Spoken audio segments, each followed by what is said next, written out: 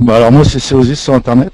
En fait, je fais tout ce qui est e-commerce, site internet, référencement, tout ça. Je suis freelance.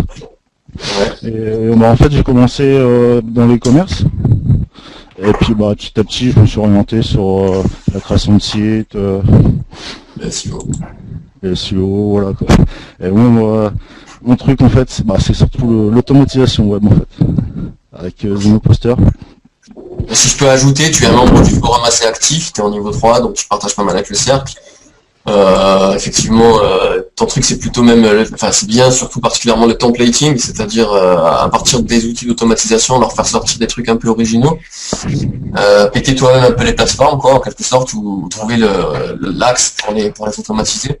Et t'as pas mal partagé des choses quand même élémentaires quoi, au monde de la communauté.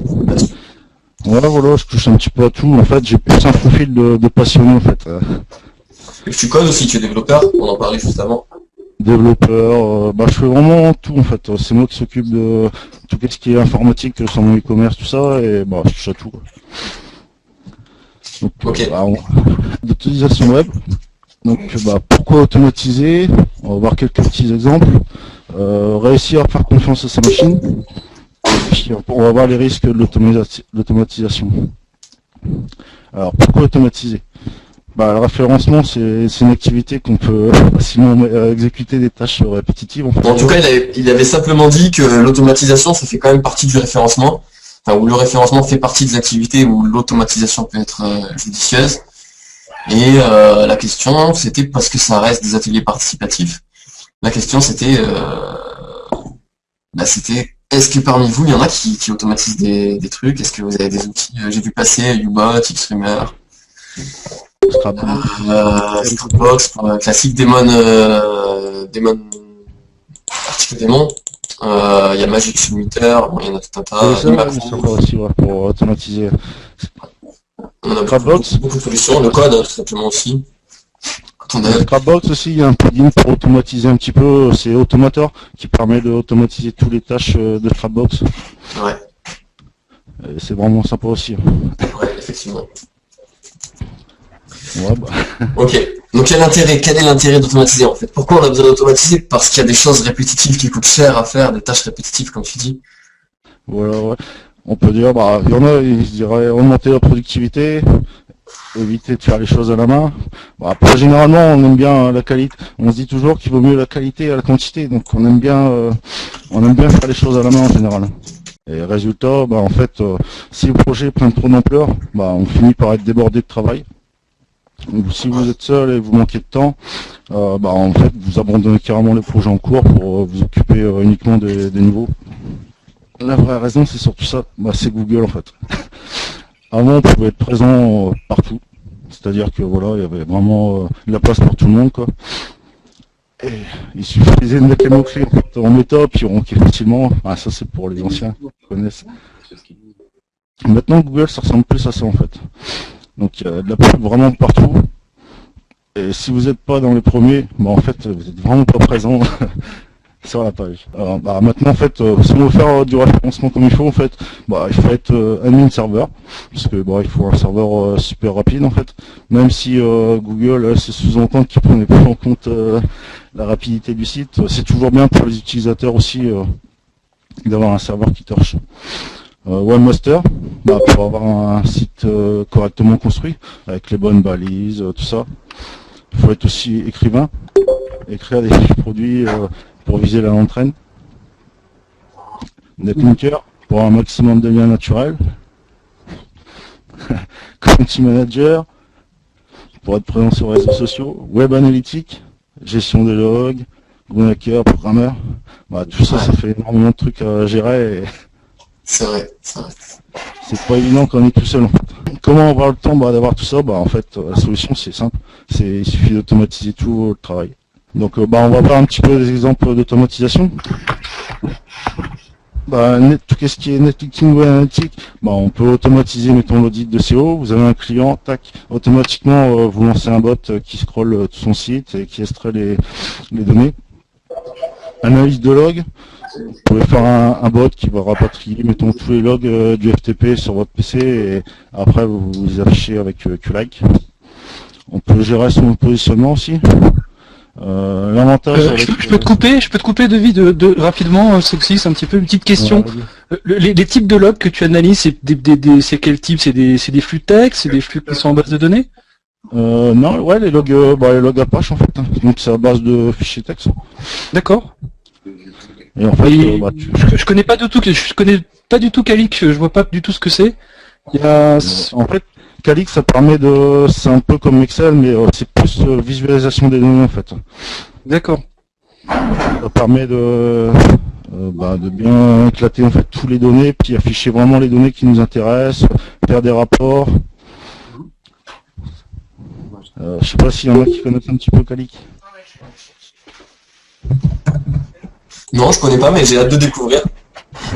Ça a l'air intéressant.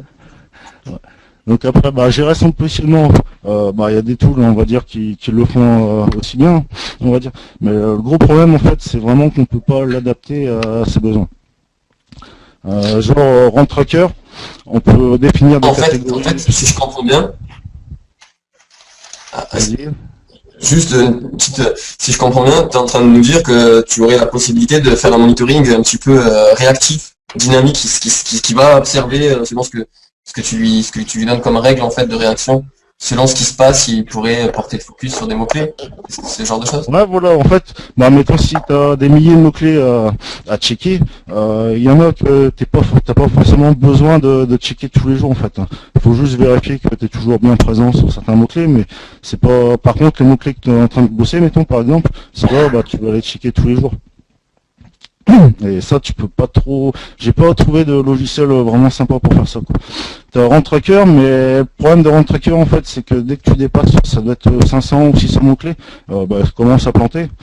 Et après, j'ai Avanci WebRanking. Là, par contre, c'est vraiment un gros truc, mais par contre, tout ce qui est découpage du projet en gestion de travail, c'est pas trop ça.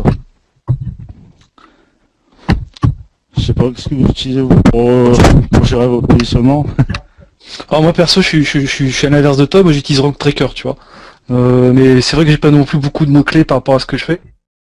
Donc, Ouais, pour un tracker en ligne, il est pas trop cher et pas trop mal quand on veut faire de la quantité, mais ouais, aussi sinon pour du besoin plus ponctuel, Rank Tracker aussi, ça s'appelle presque pareil, de Scrapbox. Moi je l'utilise plus trop, mais il n'y a pas si longtemps encore pour du relevé ponctuel, ça marchait quoi, ça faisait le taf. Ouais, c'est sympa. Il y a plein de choses. Ça c'est pas vraiment ce qui manque les options pour le monitoring. Et, Il y a des trucs en PHP gratuits aussi qu'on peut installer avec quelques proxys. Pas mal de trucs. Ouais. Mais le gros avantage en fait pour gérer son positionnement avec Zeno, mettons, c'est qu'on peut déclencher des actions par rapport aux mots-clés qui sont en train de chuter. Mettons, on peut déclencher une campagne de netlinking. C'est ça qui est bien en fait. On peut vraiment tout gérer. Donc pour le netlinking, on peut créer des profils web 2.0. Forum, blog, gestion de son réseau. Après, un peu comme chez MapDaemon, en fait, on peut vraiment tout faire. Suivi des backlinks. Community Manager. On peut par exemple, avec Zeno, on peut créer un bot via DO, mettons. Et dès qu'il y a un nouveau contact, on lui envoie automatiquement un message. Facebook, on peut imaginer un truc genre publication automatique de contenu. Twitter, on peut utiliser mettons l'API. Si vous avez mettons un e-commerce qui vend des coques pour iPhone, hop, automatiquement vous checkez coque pour iPhone, où acheter coque pour iPhone, puis vous balancez un lien derrière. Ça c'est LinkedIn, c'est un peu le même style que Viadeo en fait. Hein, on peut ajouter pas mal de trucs en fait. je peux te couper 2 secondes. Ouais, vas-y. T'as des exemples de ce que tu viens d'énoncer par rapport au social là, éventuellement? Je sais pas. Non, Hein, c'est... j'ai rien, je sais pas sur les camions. Ok, merci. Bah, au niveau de tout ce qui est gestion de contenu, en fait, on peut imaginer récupérer du contenu d'Amazon, hein, puis on profite pour mettre un petit lien d'appli, flux RSS, API, fichier texte. Vraiment, on peut vraiment tout faire avec Zeno, quoi. On peut scanner, ça non, mais on peut, c'est pas avec Zeno, mais on peut imaginer, mettons, scanner un livre et puis le mettre directement en ligne sur un blog. Ça peut être une idée de contenu original, en fait. Bah, l'avantage avec Zeno, en fait, c'est on peut programmer vraiment tout ce qu'on veut. Et mettons, si on tombe sur des blocs qui sont des catchers qui nécessitent des opérations genre des calculs ou déverrouiller un slide, tout ça, en fait, Zeno vraiment en natif, il le fait, quoi. Contrairement à GSA, on peut vraiment tout faire, quoi. Je me souviens, mettons, pour ce type de catch, en fait, qui est la 5e lettre du mot. Dans GSA, en fait, il y a un API, et on peut résoudre des catchers texte avec, mais le problème, c'est que c'est en anglais. Et en fait, j'avais détourné l'URL pour le rediriger sur mon serveur, et puis j'avais fait un petit script.m, mais voilà, quoi. Je sais pas si c'est illégal. J'ai un doute. Hop, admin serveur. Bon, on peut automatiser, mettons, la recherche de DNS. Moi, ça, je l'ai mis dans admin serveur, en fait, c'est parce qu'en fait, on a déjà vu des gars qui oubliaient de renouveler leur nom de domaine. Et ben voilà, si vous passez derrière et vous avez la possibilité de le récupérer, c'est cadeau, quoi. On peut faire des alertes aussi. Mettons, faille de sécurité, monitoring de site. Vous avez un pic de connexion normal, tac, automatiquement ça envoie une alerte et puis ça déclenche des processus. Maintenance de site, FTP, MySQL, truc classique, quoi, mais en automatique. Voilà. Donc là, pour un exemple, génération de mots-clés via Google Planner. On est parti d'une base 1500 URL. On a récupéré les balises H1. Donc en fait, ici, cette partie-là. Et Zeno, en fait, il nous a généré ce fichier-là avec 75 000 mots-clés. Ok. Tu peux nous en dire plus sur l'utilité ou le pourquoi un petit peu du scrap? En fait, et surtout, t'as mis combien de temps pour scraper tout ça? En fait, le programme, je vais vous le montrer. Ça m'a pris 30 minutes pour le faire. Et le check, en fait, ça a dû prendre 6 heures, je crois. Donc en 6 heures, on se retrouve avec 75 000 mots-clés. Après, on peut le directement injecter dans GSA ou l'utiliser avec Zeno. Et c'est vraiment sympa, quoi. Ok. Je t'interromps. Il y a Centre Europe qui a posé une petite question. Il comprend pas trop comment tu as fait pour récupérer les noms de domaine. C'est 2 slides avant. Tu peux revenir dessus et éventuellement lui expliquer un peu comment tu as fait, je sais pas. Pour le nom de domaine, tu vérifies, voilà, Espire domaine, ou alors tu peux vérifier directement sur OVH si le domaine est dispo. Directement, automatiquement, Zeno il se connecte. En quelque sorte, avec Zeno, tu peux tu peux sûrement lire un Excel, un point .cls ou un point .csv. Ensuite, tu vas faire ton traitement avec Zeno, c'est-à-dire pour chaque URL aller sur tel site, récupérer telle donnée, et classer après dans 2 CSV, un truc du genre. Tu me confirmes, c'est aussi. Ouais, voilà. Un truc tout simple. Tu peux complexifier évidemment ensuite les traitements, je pense, avec Majestic. Ouais, ou tu fais un template qui va vérifier tes backlinks qui sont toujours bien présents. Zeno il se rend compte que le site est plus disponible, hop, automatiquement il le met dans un fichier, puis il va checker jusqu'à temps que le domaine est dispo. Ça peut être des exemples. Ouais.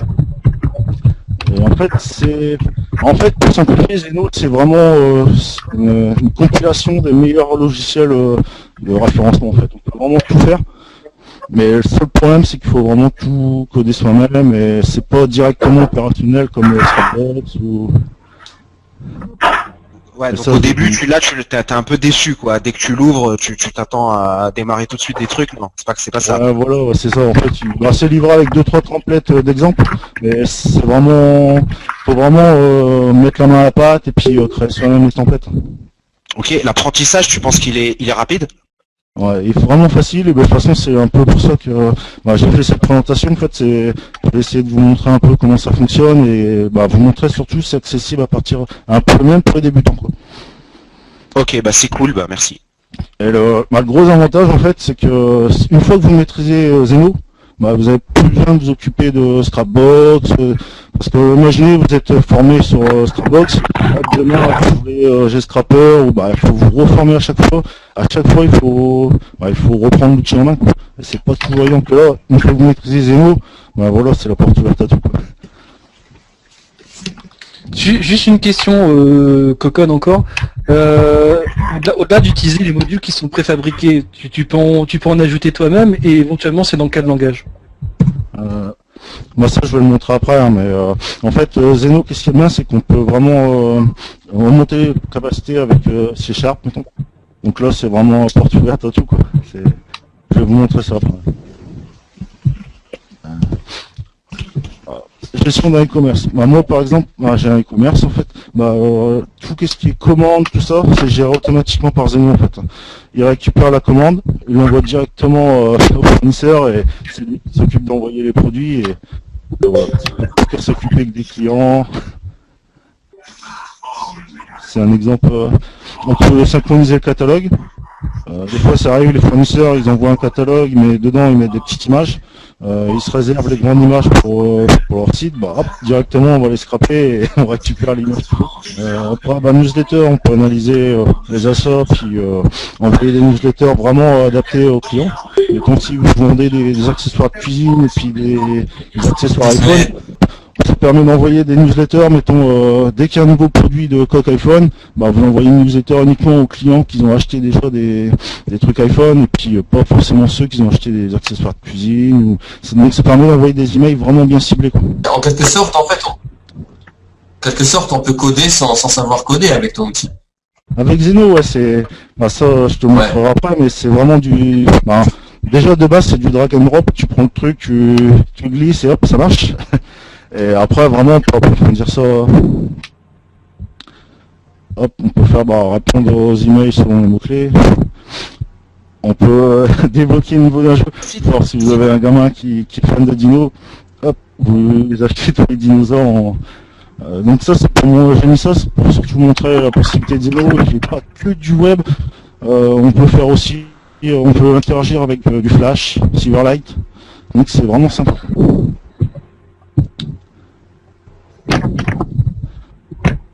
Il y a Latido qui te pose une petite question. Il te dit comment tu gères les mails.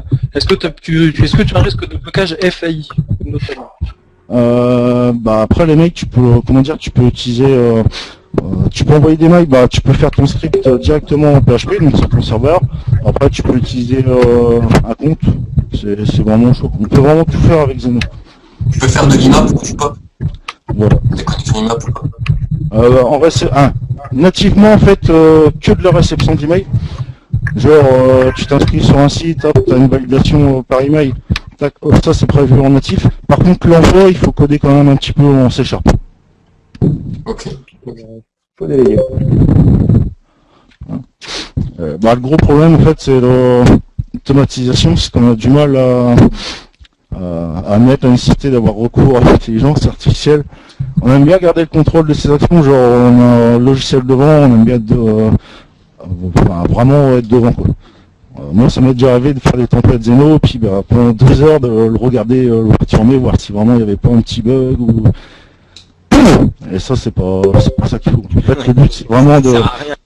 Ça sert à rien, ouais. Le but c'est vraiment de créer des trucs autonomes et puis qui tournent tout seul pendant que vous regardez la télé, quoi. C'est dans ce temps-là, il faut vraiment un truc fiable et donc pas le choix, il faut déléguer à sa machine. On en parlait tout à l'heure en plus de comment on fait par rapport au volume de travail pour des réseaux, des choses comme ça. C'est une réponse parfaite. Ouais. Partielle mais parfaite. Tu peux faire des trucs, par exemple, des snippets ou des trucs pour savoir, bon ok, tu fais confiance à ta machine, tu laisses tourner, tu vas faire autre chose. Mais pour savoir qu'est-ce qui a merdé dans ta boucle, tu vois, si t'as des trucs, des étapes qui ont merdé parfois. Ouais. Voilà, on peut mettre... des trucs pour le savoir, nativement, t'as les logs, après tu peux mettre des sortes d'alertes. puis après, tu peux, rien ne t'empêche, mettons, s'il y a une erreur, de t'envoyer un email ou... Moi, c'est comme ça que je fonctionne, en fait, par email, en fait, c'est un serveur à distance, hop, puis dès qu'il y a un problème, bah, même pour me signaler que le template s'est bien déroulé, tac, ça m'envoie un email, et puis en fait, j'ai juste à vérifier que tout s'est bien déroulé. Non, mais je voulais dire, par exemple, on va imaginer que t'as un CSV de 1000 lignes et tu dois faire pour chaque ligne une action précise. Si t'as une des lignes qui merde, tu peux le savoir un peu comme, je sais pas moi, à la manière d'Imacro. Tu peux revenir pour aller faire, par exemple, manuellement les 2-3 trucs qu'on merdait peut-être dans la boucle. C'est possible. Voilà. Mais ça, je te montrerai ça quand je ferai la présentation de Zeno en détail. Ok, pardon. En natif, ouais, c'est vraiment prévu et... Donc là, bah, si la situation n'est pas prévue, bah, le meilleur des cas, bah, le template il fonctionne plus, mais bon, c'est pas gênant. Je pense qu'il faut scraper. Si le template il fonctionne plus, bah, hop, vous le réadaptez, il n'y a pas de conséquences. Mais on peut imaginer synchroniser tous les produits de votre commerce par rapport au fournisseur, et puis d'un coup il change son site, le bouton il l'appelle autrement, et puis que Zeno il croit que tous les produits sont plus disponibles parce que le bouton acheter il est plus là, il supprime tous les produits, ça peut avoir des conséquences vraiment néfastes. Donc c'est pour ça qu'il faut toujours avoir des petits garde-fous, genre s'il y a trop de changements, bah automatiquement ça gère une alerte. Par exemple, si vous scrapez sur internet, si vous ne trouvez pas les liens, ça ne fait pas trop, que vous vous retrouvez avec des liens dans vos articles. Et puis bah si on maîtrise pas, on peut faire des abus de liens aussi, et puis bah plomber carrément votre site internet, quoi. On parlait justement tout à l'heure des encres, des quantités, des proportions, etc. Voilà. Donc on va voir un petit peu quel logiciel pour automatiser, parce qu'il n'y a pas que forcément Zeno, mais voilà. Moi en fait c'est les trois logiciels que j'utilise, Imacro, Zeno Cluster et puis Talend en fait. Donc Imacro en fait, si on veut commencer dans l'automatisation web, généralement c'est par celui-là qu'on commence en fait. C'est une extension de navigateur. C'est idéal pour remplir le formulaire en ligne, enregistrer des CSV. Après, je sais pas quelle utilisation vous utilisez vous avec Imacro. Je sais pas, par exemple, traduction automatique, publication.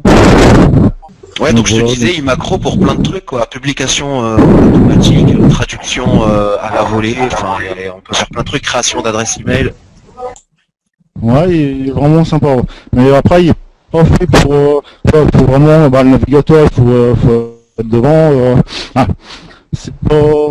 C'est vraiment idéal pour commencer en fait. Ou alors genre si vous faites des commentaires automatiques, vous chargez automatiquement le site, vous remplissez le formulaire avec votre adresse, tout ça, puis vous n'avez plus qu'à renseigner le commentaire. Ça c'est nickel. Bah, disons que moi le vrai problème avec Imacro, c'est ça l'écho, hein, difficilement tu peux pas faire de multitrading, quoi. Tu fais un truc à la fois. C'est vrai que c'est pour ça que ça m'intéresse Zeno, c'est pour sa capacité justement à faire les trucs en. Ouais. Mais Imacro en fait c'est bien, ça permet quand même d'interagir avec le site. Et par contre Zeno en fait c'est vraiment du full auto quoi. Donc c'est pour ça que je l'ai mis, parce que vraiment moi je m'en sers encore, même que j'ai Zeno, j'utilise encore Imacro au quotidien. Et ouais. Donc après, il y a Talend. Donc Talend en fait c'est carrément l'opposé, c'est vraiment une grosse solution pour tout ce qui est big data, tout ça. L'avantage c'est qu'on construit le template un peu comme Zeno en fait, on prend le composant, on le dépose et puis on les relie entre eux. Il y a de nombreux connecteurs, de mémoire il y en a 800 je crois, mais ça évolue en permanence. Genre vous avez besoin de récupérer tous les tweets automatiquement, tac, vous pouvez le faire. Il y a des connecteurs genre réseaux sociaux, Twitter, tout ça. Des connecteurs Google Analytics. Vous avez besoin d'analyser un peu votre trafic pour récupérer toutes les données directement dans le logiciel avec Talend. Après on peut connecter Magento mettons. C'est vraiment adapté pour le big data en fait. On prend la donnée, on la transforme et puis on la transfère directement. L'avantage c'est qu'il est gratuit. une des fonctionnalités qui m'a bien plu en fait, c'est la création de web services. C'est-à-dire que vous pouvez connecter directement à un site internet ou un truc comme ça. Lui il récupère l'information et automatiquement il transfère les bonnes données. L'inconvénient, par contre, il n'est pas évident à prendre en main. C'est vraiment pas évident en fait. Il y a beaucoup de code, il n'y a pas de navigateur intégré. C'est du code en Java. Donc ceux qui sont pas familiarisés avec Java, bah, c'est pas évident. Bah, moi en fait j'en ai eu besoin, c'est parce que j'avais un client qui avait plus de 1 million de pages internet. Et bah quand il fallait scroller un peu son site, tous les logiciels de crawl en fait, bah ils ont au bout de 3 jours, ils ont fini par lâcher. Du coup bah j'ai dû vraiment prendre Talend pour gérer ça quoi. Là on peut voir il y a la version, donc c'est dispo en open source, mais par contre après c'est limité quand même. Bah, c'est limité, faut prendre. Si vraiment vous voulez utiliser tout son potentiel, il faut vraiment prendre un abonnement. Et En fait, pour résumer, Talend, ça permet de faire du big data aussi un peu en drag and drop, comme dans Zenoposter, on fait un peu comme on fait ce qu'on fait en code, quoi. Tous les traitements. Ouais. Okay. Moi, en fait, la fonctionnalité qui me plaît un peu, en fait, c'est la possibilité de réutiliser son propre code dans un autre template. Ça, en fait, c'est disponible sur l'abonnement, en fait. Ok. Donc ça c'est un peu... En fait, Zenoposter, il n'y a pas beaucoup de monde qui connaît en fait, c'est parce que à la base, ça ressemblait à ça. C'est-à-dire que vous mettez vos composants en plein milieu, vous sortez un code, et c'était vraiment pas évident à prendre en main, c'était compliqué, c'était vraiment pas sympa à utiliser. Je sais pas s'il y en a qui l'utilisaient avant la version 3.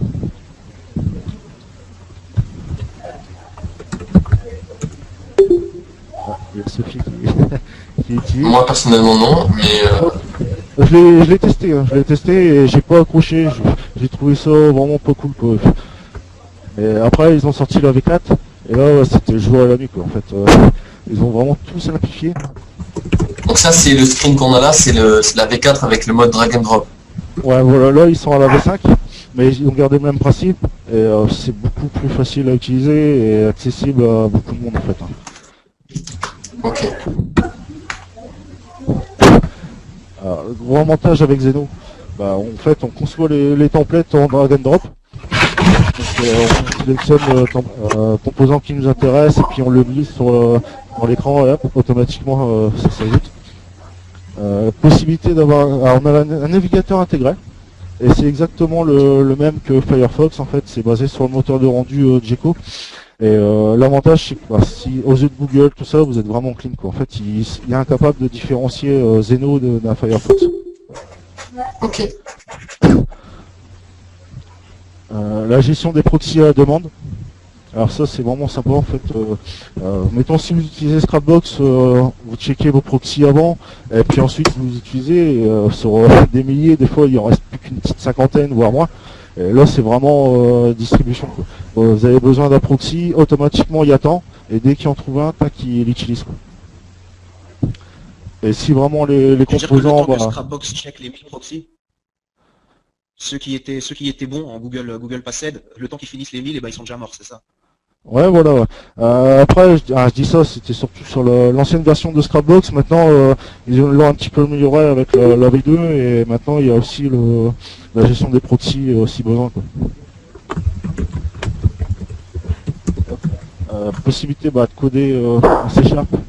Voilà. Même si 95% de vos besoins sont inclus dans Zeno, si vous avez vraiment besoin de fonctionnalités en plus, vous pouvez le faire avec C#. Comme tout à l'heure, je parlais des API.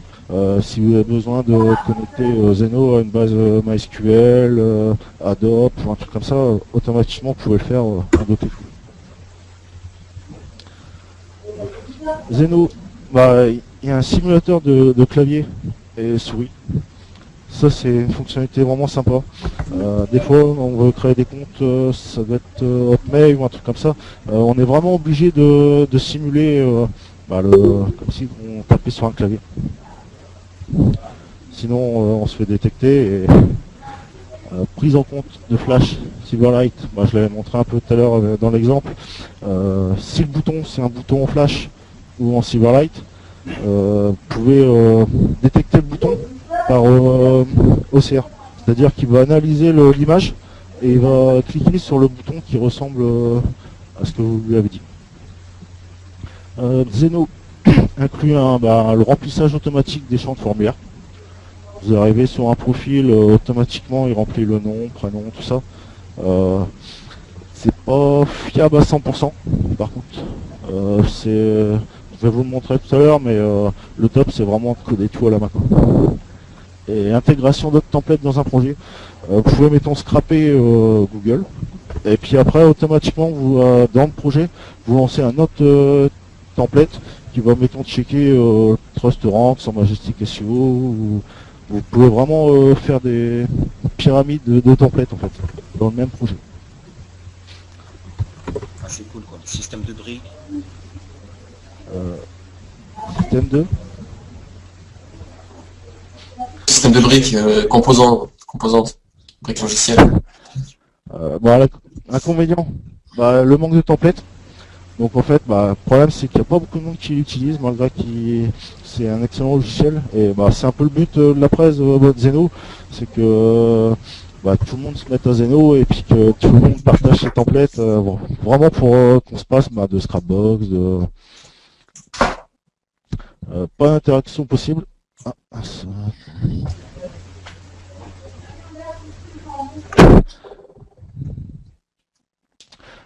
Pas d'interaction possible, c'est vraiment du full auto et on va dire Xeno il est fait pour ça en fait. C'est configuration puis lecture quoi. En gros. Voilà, on peut créer une interface, genre mettons avant de lancer un template, on peut avoir une petite box qui s'affiche et puis renseigner deux trois champs, mais c'est pas fait pour ça quoi. C'est vraiment du full auto. Il y a Sophie qui dispose d'une quarantaine de templates prêts à partager. C'est sympa, n'hésite pas à les partager sur le forum. On va créer une petite section spécialement pour Xeno. Et moi aussi sur mon blog, je vais mettre pas mal de templates.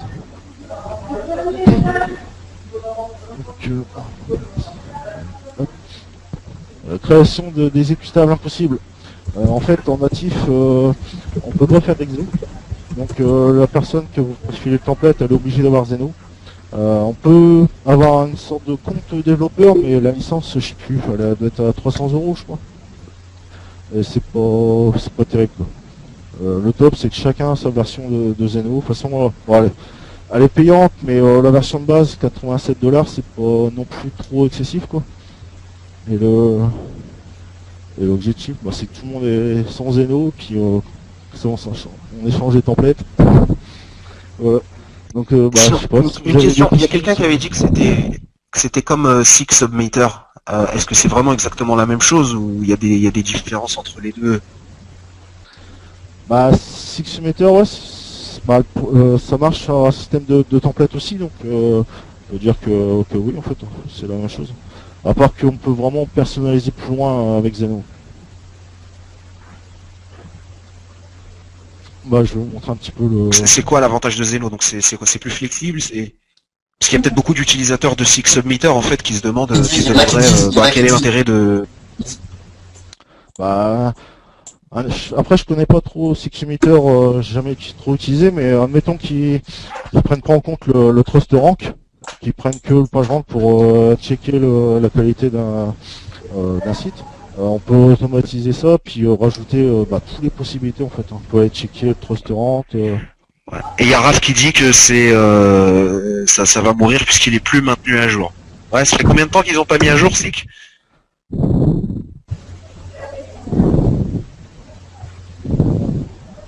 Tu peux aussi faire tes propres templates sur Six, c'est vrai, mais c'est beaucoup moins...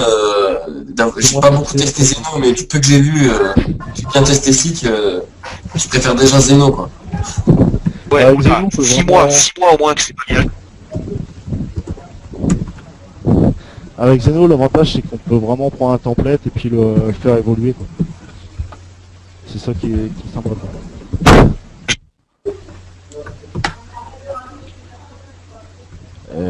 Après, le gros avantage, je sais pas si tu l'utilises, mais par rapport à Scrapbox, c'est ça.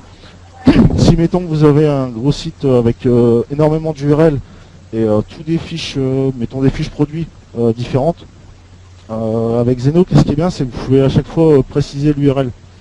Donc vous récupérez, mettons, les mots-clés, vous avez déjà la bonne URL qui correspond. Avec le Scrapbox, vous pouvez pas en fait. Vous checkez tous les mots-clés. Si vous en avez des milliers, bah après, pour savoir quel mot-clé correspond à quelle URL, il faut faire le tri, quoi. On n'a pas cette donnée, elle est perdue dans Scrapbox.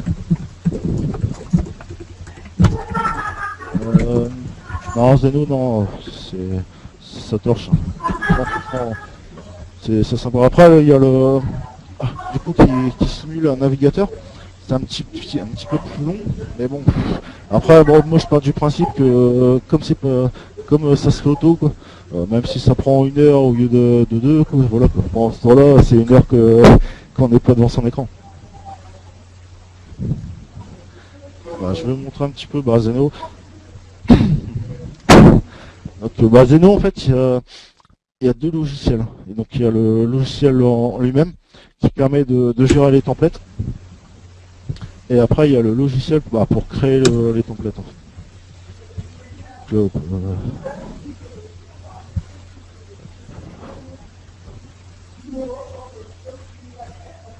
tac. Là, on a ajouté un template, mettons. On peut définir le nombre de fois qu'on veut le lancer.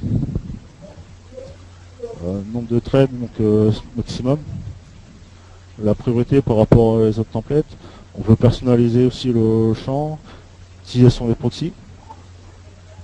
Le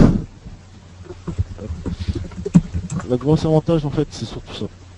La gestion des proxys en natif en fait. Je sais pas si vous voyez là. Là ils m'en ont trouvé 100 000 avec une 150aine de dispo. Et franchement Zeno pour checker les proxys c'est vraiment énorme quoi. On peut préciser les sources. Là, là, il va scraper automatiquement, mettons les forums qui parlent de proxy, qui donnent les proxys en live. Il y a un module ici, auto-proxy recherche. Vous cliquez et automatiquement il va s'occuper de rajouter des sources si vous en avez pas assez. On peut filtrer les proxys, mettre des blacklists. On peut mettre des rôles. On peut garder, mettons, que des proxys français. Hop. Ici on choisit le count, on précise, mettons France. On peut choisir le maximum délai, c'est le temps de réponse. On peut checker aussi les proxys qui sont compatibles avec Google, qui passent Google. Et puis voilà. Après l'automatisation. Je vais vous montrer un petit peu. Est-ce qu'on peut faire du custom check sur les proxys, un peu comme sur Scrapbox ou sur GSA? En fait, tu personnalises tout, donc oui. Ok, de pas checker, de checker s'il marche sur une autre URL que Google, par exemple. Ouais, tu peux utiliser tu veux dire que tu veux checker sur des moteurs alternatifs qui utilisent ce Google, mettons. En réalité, c'est pas ça, c'est que le check de Google, il est pas fiable, tu vois. C'est que parfois, effectivement, le proxy réussit à se connecter à Google. Donc, Scrapbox, par exemple, te dit, ok, c'est un Google Passed, mais en fait, dès que tu mets une requête, non, ça passe plus, ça bloque. Donc, plutôt que de faire un check sur google.fr, faut faire un check sur google.fr/query quelque chose, tu vois, par exemple. Ouais, Donc l'idée c'est est-ce qu'on peut personnaliser le check, tu vois. Je veux pas, tu vois, le fait que le proxy est capable de se connecter à Google, ça me suffit pas. Non, proxy, ça doit être cela. En fait, tu sélectionnes ta source.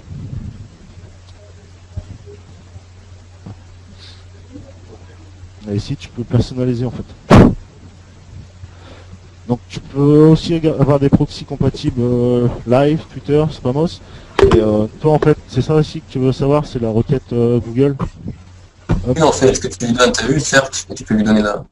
Ici, tu peux préciser. Et ici, tu peux faire du mass edit, voilà, tu l'as fait.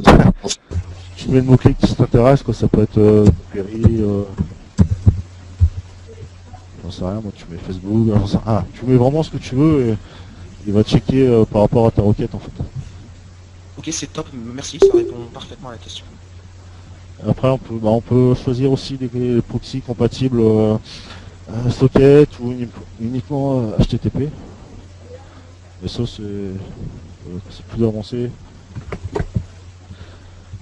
Après, ici, on peut utiliser des expressions régulières aussi pour aller checker des proxys. Genre, vous avez un site qui donne des proxys. Si en natif, vous n'arrivez pas à les récupérer, vous pouvez essayer de les récupérer avec une expression régulière. J'ai signé les proxys sont trouvés par Zeno. Là en fait, là tu as un exemple, là c'est vraiment du full auto. En fait, moi j'ai Zeno Poster, il est pas installé sur mon PC d'habitude. Donc là je l'ai installé. Et j'ai cliqué juste sur là. Auto. Mais le problème c'est que je peux pas te montrer, sinon je vais perdre tout mon débit. Et en fait tu cliques là, même si tu n'as aucune source, automatiquement il va te générer les sources à ta place.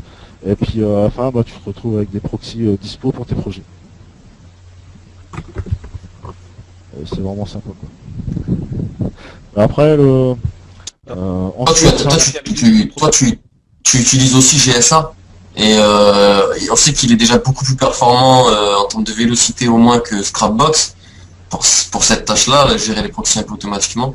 Et par rapport à GSA, tu penses que Zeno est encore un peu plus puissant que GSA ou équivalent? Franchement niveau proxy, tu peux monter pas mal, hein. Je sais plus, c'est pas 10 000 proxys par minute. Après ça dépend de ta connexion. C'est vraiment énorme. Après il faut avoir le serveur qui tourne derrière, quoi. Mais si tu as une grosse connexion, tu peux checker énormément de proxys à la minute, et en fait ça fait que tu as toujours des proxys dispo sous la main, quoi. De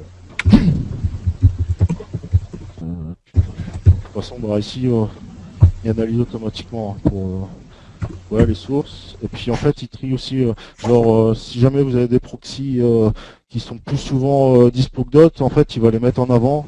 Et en fait, ce sera eux qui seront utilisés en premier. Qu'est-ce qu'on peut voir après? C'est tout, on a fait le tour. Ici, après, on peut programmer des tâches.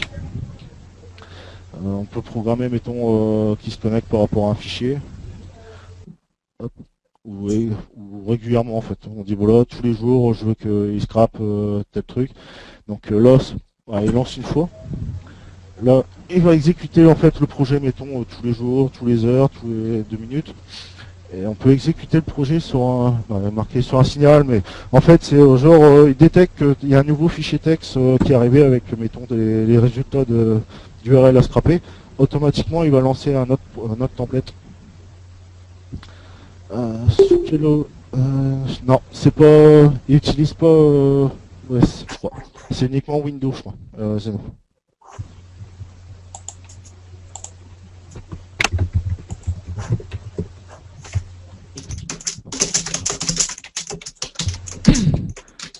Ici, on peut choisir aussi les types de proxy.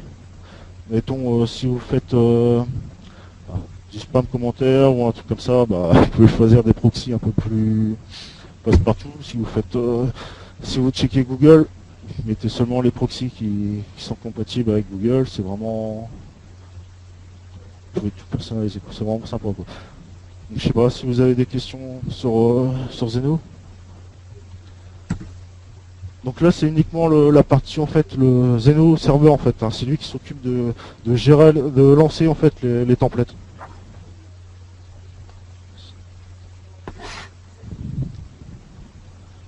Et ouais, top, c'est une machine virtuelle, ouais.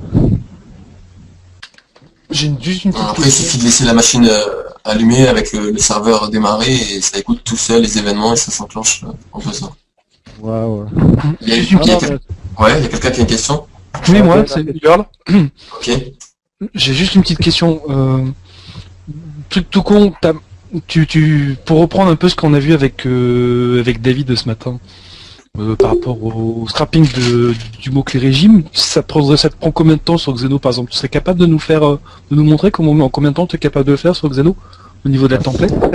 C'est le but de l'atelier que j'ai prévu, en fait. Je vais vous faire un exemple de scrap. Et comme ça, en fait, vous allez voir comment on fait pour créer un template, et puis vous allez voir, c'est vraiment simple, quoi. Là, c'est la partie uniquement serveur, en fait, hein. Ça sert juste à lancer les templates, mais en fait, on l'utilise jamais, quoi. Alors, on le laisse tourner, et en fait, on est toujours sur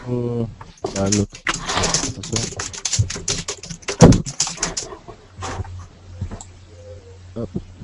Donc là, en fait, Zeno Maker, c'est le logiciel qui sert à construire les templates. Et vraiment, là ici vous avez le navigateur. Donc je vais vous montrer. Hop, on va se connecter maintenant. Hop. Donc là, en fait, pour vous commencez un nouveau template, hop, vous cliquez sur enregistrement, tout simple. Hop, vous rentrez l'URL.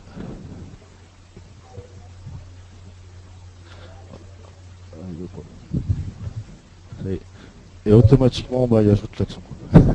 Donc, mettons tout à l'heure, le mot-clé c'était quoi? C'était régime, c'est ça? Ouais, oui, c'est ça. Pardon, oui, c'est ça, c'est régime, exactement. Donc automatiquement, en fait, dès que vous faites une action dans le navigateur, il enregistre tout dans le template. Donc là, ici, on peut voir ça plus en détail. Donc ici, c'est surtout fait pour composer en fait un peu son template. Et là, c'est surtout fait pour enregistrer les actions en temps réel, en fait. On simule un scrap et puis automatiquement, c'est enregistré, quoi. Ok, et ta sortie de données, tu la contrôles où? À droite, on dirait, non? Non. En fait, ici, il y a le navigateur. Ouais.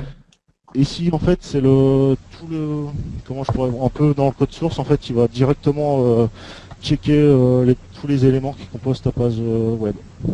Comme là, le lien, tu vois, inspecter les éléments. Il t'affiche directement le lien. Ici, tu peux checker tous les liens, mettons. Tu veux voir que tous les liens, tac, automatiquement, ça te permet vraiment de travailler sur ce qui t'intéresse, quoi. Et ici, on a plus d'infos sur l'élément qu'on clique, en fait. On veut bien mettre l'URL, le texte HTML, c'est ça, et le code. Et,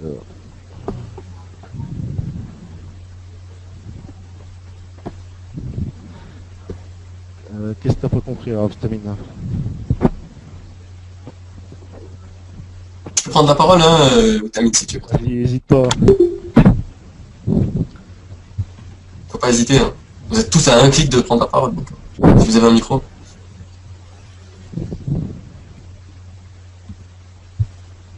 Tu peux le marquer en texte, hein, si...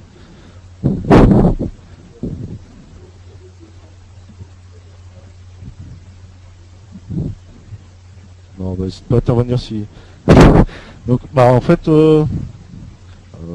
qu'est-ce que t'aurais pas compris? Alors, c'est simple, en fait, tu te connectes directement à l'URL, en fait, et automatiquement, Zeno, il te génère le template par rapport à tes actions, quoi.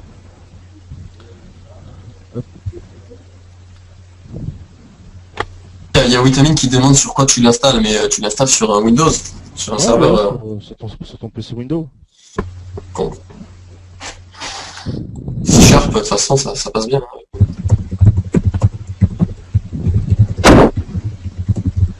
Donc, là, par exemple, je vais essayer de vous montrer comment on fait pour faire un petit scrapper Google, en fait.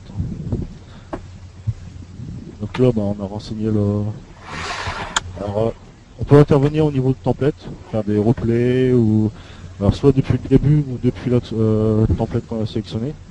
On peut mettre des points d'arrêt aussi, si on veut pas que ça s'exécute automatiquement puis qu'il fasse une pause sur celui-là. Hop, on fait un breakpoint ici.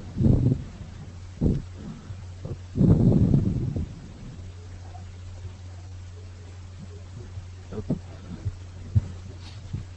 Ici, on a rempli automatiquement. On va simuler un clic sur le bouton. Après, il faut composer un petit peu, on peut virer c'est des éléments en trop.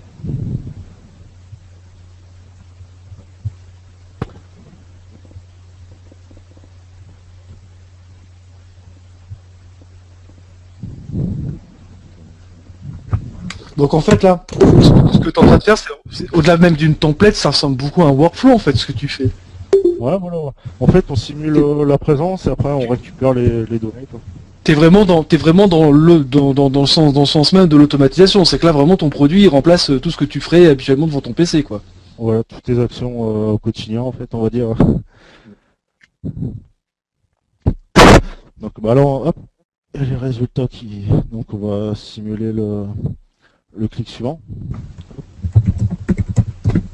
Bah, à partir de là, bah, on a on va dire, tous les éléments pour travailler, pour créer un scrapper. On a les résultats, et puis bah, on a le bouton suivant. Donc là, après, C'est aussi, tu peux pas plutôt afficher sans URL. ouais. Oui, Ouais, il a répondu oui tout à l'heure. ouais, on l'avait vu tout à l'heure. Et en fait, bah, ça c'est dans la partie éditeur. Je te montrerai un peu comment faire. Donc là, en fait, on a notre template de base qu'on a créé par rapport à la simule qu'on vient de faire. Maintenant, bah, on va travailler tout ça avec dans l'éditeur carrément. Hop. Donc dans l'éditeur, bah, on retrouve tous les éléments qui nous intéressent en fait. Bah, là, hop. Quand on voit, paf, par exemple, on voit qu'il a renseigné le mot-clé régime. Si on veut scraper, bah, ça peut être sympa de récupérer, mettons, le mot-clé à partir d'un fichier texte. Donc, bah, directement, on va le créer. Donc, on va créer une liste, en fait. On va la renommer mot-clé.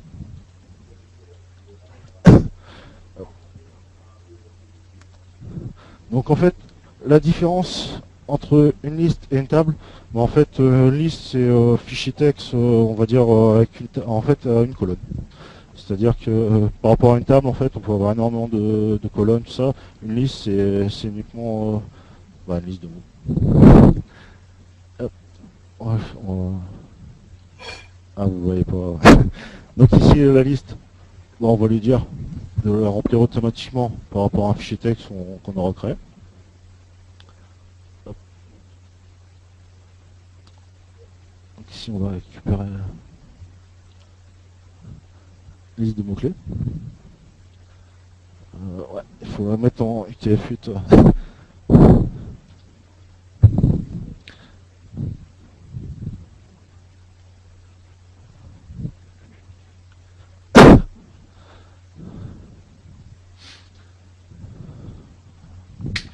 Donc là, avec tes problèmes de caractère, on peut aussi gérer, vu que je présume que tu vas changer là, tu peux aussi gérer des caractères chinois, japonais, russes, etc.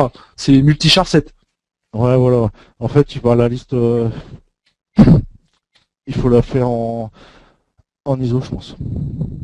UTF-8 par défaut, c'est... Je vais le faire avec Notepad. Mais Xeno ne gère pas le char 7. Tu peux pas lui... Là,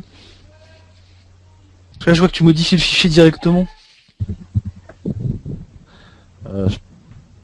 C'est plus simple. Je pense que, à mon avis, c'est un bug. Ah,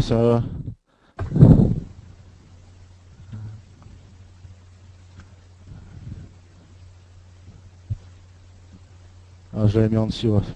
Hop, faut mettre en UTF-8, je pense.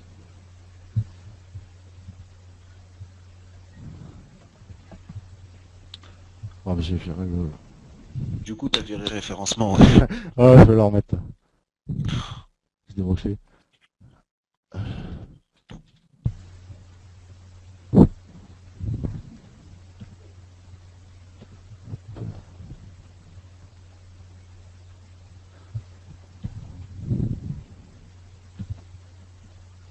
Ah, ça y est. Donc là, en fait, il a chargé la liste de mots-clés par rapport à un fichier texte. Donc, vous avez vu, il suffit juste de sélectionner le fichier texte. Si jamais on viendra modifier la liste des mots-clés, on peut activer l'enregistrement automatique. Et on peut déclencher aussi, mettons si vous chargez un mot-clé et puis qu'au final le fichier il est vide, que vous n'avez plus de mots-clés à aller checker, automatiquement le programme il va arrêter l'exécution du template en fait. Hop. Donc là, bah, on a notre liste avec qui contient les mots-clés qui nous intéressent. On va lancer ça. Donc en fait, list processing, ça permet de faire les actions dans la liste tout simplement. Donc ici, on peut ajouter une ligne, ajouter des données par rapport à notre liste, récupérer un nombre de lignes, effacer des lignes, récupérer la ligne.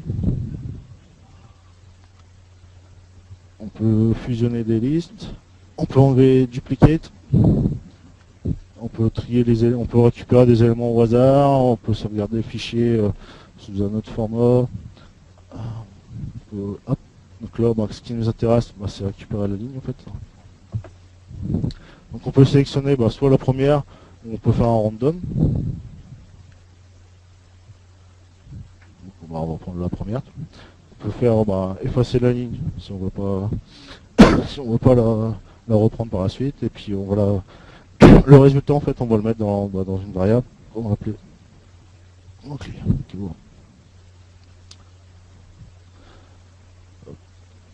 Donc ça en fait cette partie là on l'isole.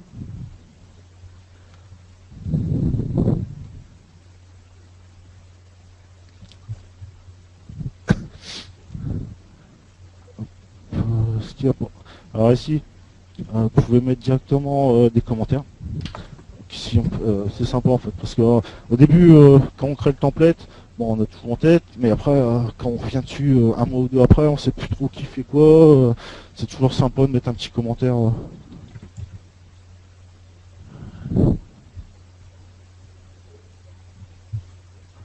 on récupère le mot-clé en cours. Donc là, on va enregistrer. Et puis on va faire un petit exemple quand on le lance.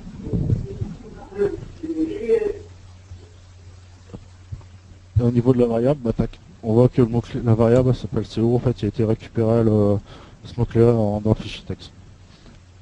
Donc on revient dans le template. Hop, et en fait, je sais pas si vous voyez bien.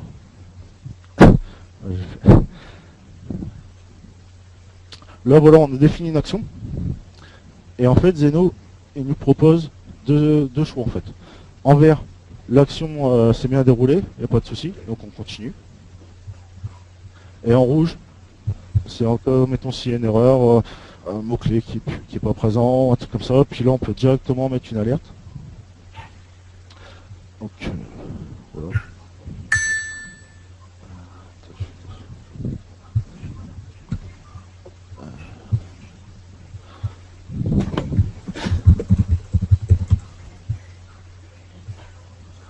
Le problème au niveau de la récupération des mots-clés. C'est important parce que si votre projet prend de l'ampleur, après vous savez plus trop où ça a bugué, au moins là avec une alerte vous êtes tranquille.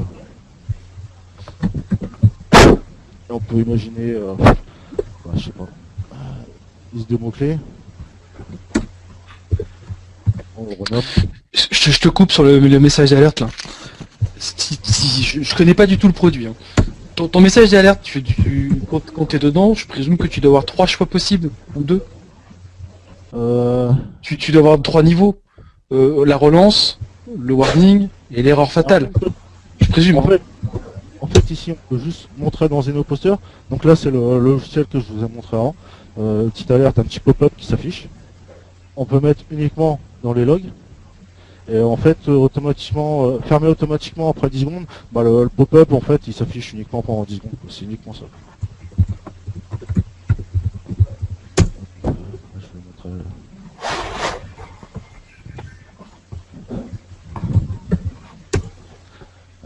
Ouais. Voilà, petit pop-up. Exemple de pop-up qu'on peut avoir. Je sais pas si vous l'avez vu, il est apparu sur mon écran.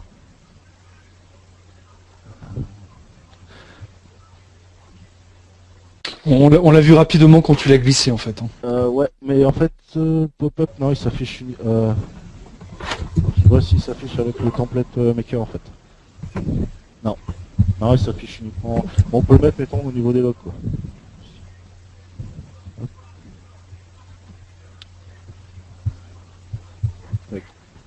Et ici, on peut voir les erreurs, les alertes.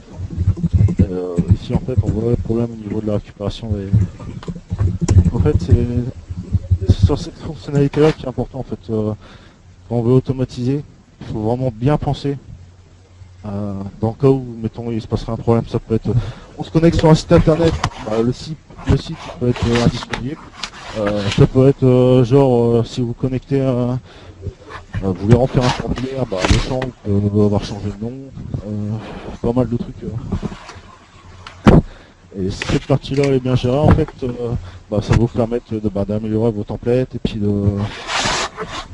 d'avoir un truc vraiment de qualité, quoi.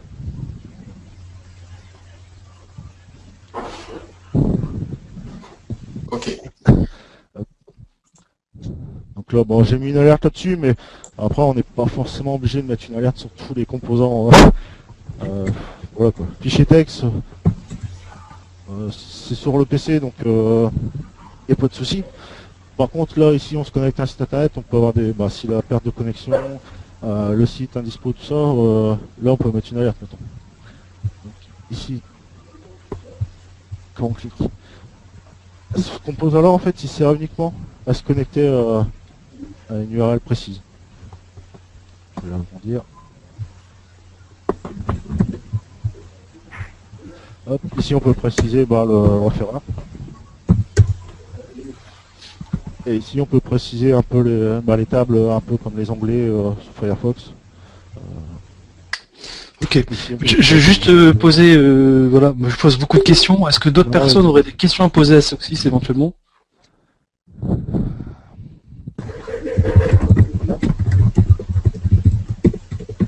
Il y a Lilou qui disait que c'était un truc pour les devs et tout. Alors, franchement, je suis pas trop d'accord avec ça.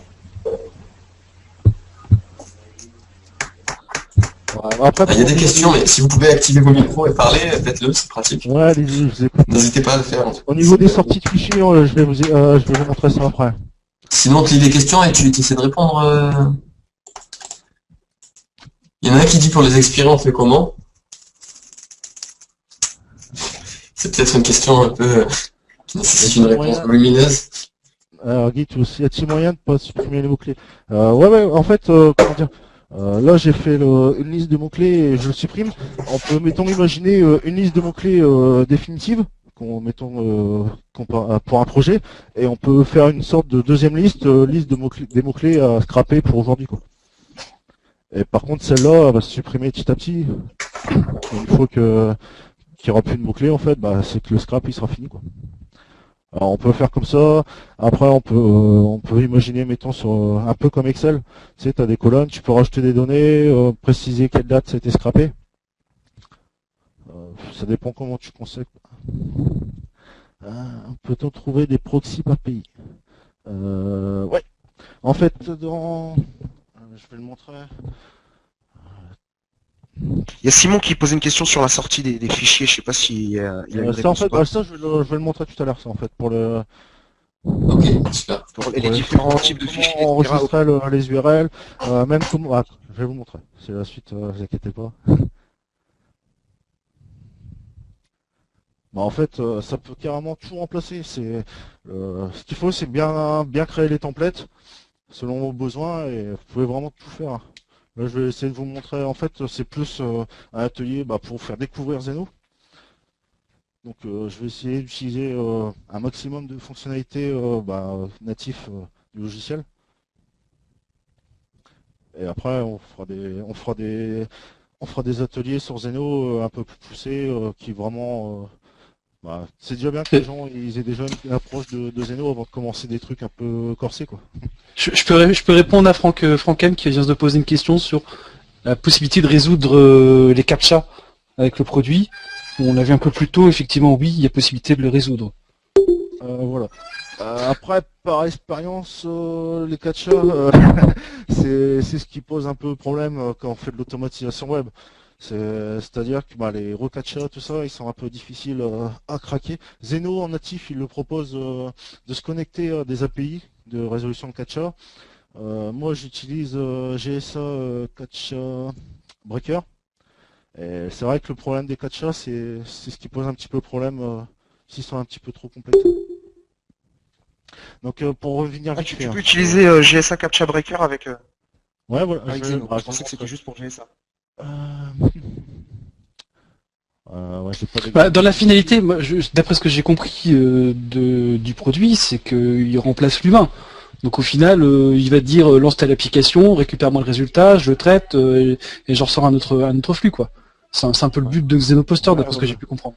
ouais. Ouais, tout outil J'ai pas la d'automatisation. liste. J'ai Donc pas. dans l'immédiat, si quelqu'un préfère scraper avec Scrapbox, bah ça n'empêche pas de coupler Scrapbox avec Xenoposter quoi. D'après ce que j'ai pu comprendre. Hein. Ouais, bah moi, j'avais mis un template, mettons, pour GSA, pour là, Surtout, si tu utilises GSA, puis qu'il y a des logs assez importants, en fait, bah, j'avais mis un template pour éclater les logs de GSA, pour avoir une trentaine de fichiers. En fait, ça éclatait le log de GSA en une trentaine de fichiers un peu plus visibles. pour faire simple, en fait, Zenoposter, il peut faire des choses que Scrapbox ne peut largement pas faire, comme traiter les mails ou certains parsings avancés que Scrapbox ne permet pas vraiment de faire, Il y a etc. Raph qui a une question intéressante aussi. Est-ce qu'on peut plugger une BDD avec les modules Zeno, par exemple pour la génération de contenu spiné avec l'injection de variables uniques, du texte à trous. Euh, En natif, non. Il faudra utiliser en fait le C Sharp. Après, ça dépend quelle base de données en fait tu veux utiliser. Si c'est juste un fichier Excel, ça y a pas de souci. Si c'est du MySQL, tu peux imaginer, mettons que Zeno il se connecte à un script PHP et puis qui génère directement MySQL. Après, le top en fait, bah, tu peux utiliser les requêtes. Attends, je vais essayer de te montrer. Si tu as une base Adobe, moi en fait c'est ce que j'utilise avec Elasticsearch. Je sais pas si tu connais un petit peu RefSEO. Et avec Elasticsearch, en fait, tu peux gérer directement ici avec des requêtes de type guest. Donc ici, tu mets ton URL, hop, tu précises bah, ton contenu, quoi.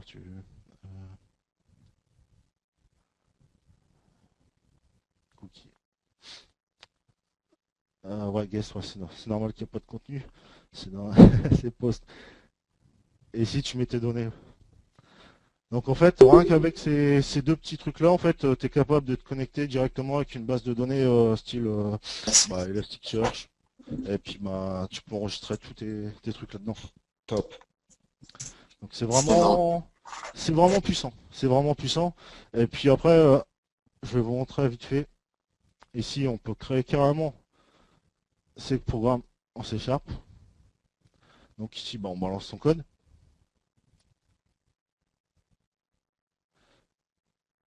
Et ici, on peut déclarer directement les références qui nous intéressent. Donc, mettons pour Elasticsearch, tu as directement une DLL à télécharger sur leur site. Et puis, directement, tu peux être opérationnel pour connecter Zeno avec Elasticsearch.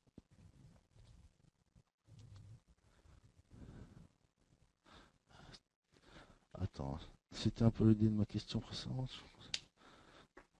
Euh, ouais, base de données. Après, moi, le plus gros bien souvent, je fais en CSV. CSV, quand j'ai un gros volume vraiment important de données, Access, pour si jamais je dois intervenir, faire du tri, tout ça. Mais bien souvent en CSV, c'est suffisant. Après, après c'est vraiment typique, ça dépend de ce que les gens ils attendent, mais en natif, avec le C Sharp, vous êtes vraiment illimité, quoi. Après, bon, il faut savoir coder un petit peu, mais il y a des petites fonctionnalités bah, qu'on n'hésitera pas à partager en 3-4 lignes de code. Genre, ça peut envoyer un email, ça ajoute des fonctionnalités qui n'étaient pas prévues en natif.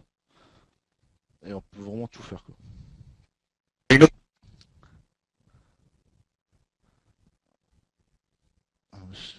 Je t'ai pas entendu.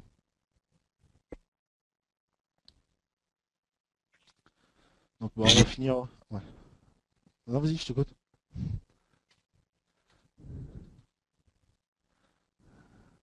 Donc, bah, ici, en fait, on a récupéré bah, le mot-clé. Ici, bah, on se connecte sur la page de Google. Hop. Avec ce truc-là, on l'a vu tout à l'heure, en fait, quand on a tapé le mot-clé, automatiquement, il a généré le truc. en fait, on précise le texte qui nous intéresse, donc le mot-clé. Donc ici, en fait, au lieu que ça soit là, c'est en fait le texte, on va dire, qui rend dur. Ce qui nous intéresse, en fait, c'est de rentrer la variable qu'on a récupérée. Donc, hop, on tape ce petit truc de code et puis directement, on a des suggestions qui apparaissent. Variable, hop, et puis mot-clé. Et voilà, c'est pas, c'est pas plus simple que ça. Hop, le clic, c'est bon. Alors, après, là, je vous montre vraiment pour faire simple, mais en fait, ce que j'ai fait là, c'est pas la bonne méthode à faire. Parce que demain, si Google il décide de changer le texte suivant par autre chose, voilà, que votre template il marche pas. Donc, je vais vous montrer comment il faut faire. Et suivant. Donc, ici, en fait, on s'est connecté, on a renseigné le mot-clé. On a lancé la recherche. Maintenant, ce qui nous intéresse, c'est de récupérer tous les URL. Bien sûr, sans, sans les spams de publicité à côté. Donc en fait, comment on va récupérer ça?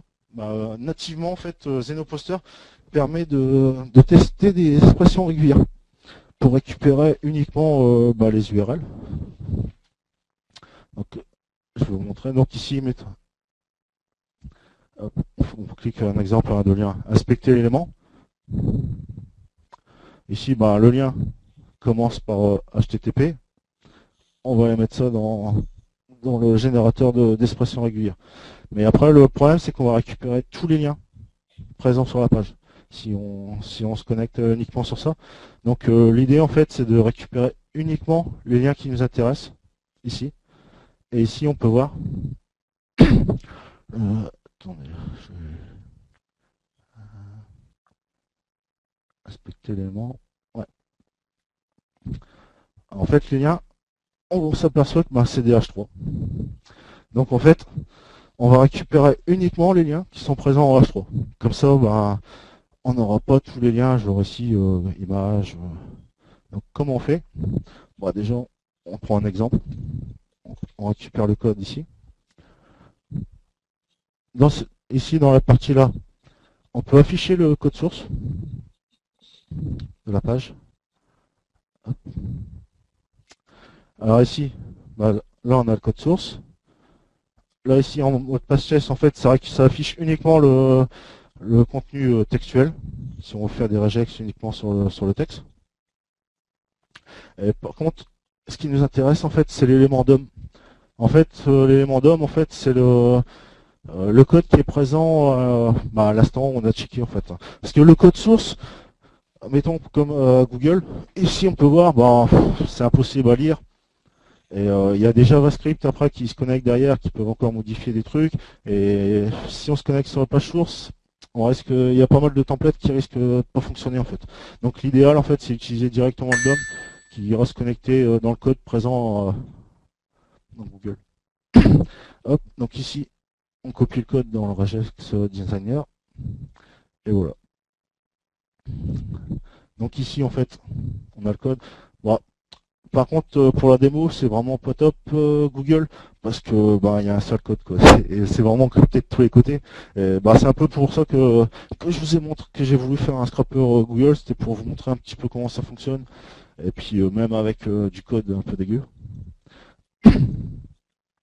Hop. Donc ici, là c'est pour vous montrer. Donc ici il y a le lien. Ici on voit la balise H3, puis avec la classe qui nous intéresse. Il y a très peu de chances que ça change, donc c'est un bon indicateur pour se connecter dessus. Donc alors, qu'est-ce qui nous intéresse en clair? On veut récupérer uniquement l'URL, donc qui commence par HTTP. Hop. Donc il y aura l'URL.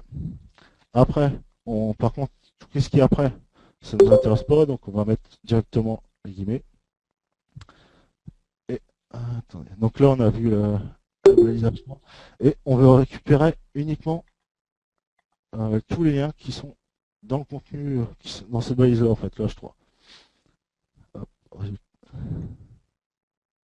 et ça marche pas.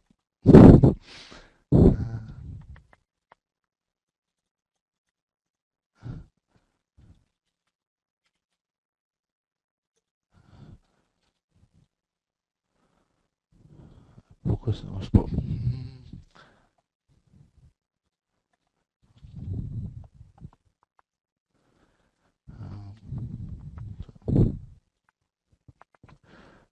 Attendez 2 secondes. Donc là, t'es en train de chercher l'expression régulière qui va bien, c'est ça? Ouais.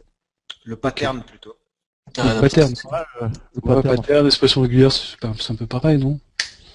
Ouais, c'est l'expression régulière est un pattern. Hein. T'as raison. Pardon, je retire. Du moment qu'on se comprend, c'est le principal. par contre, pourquoi il marche pas?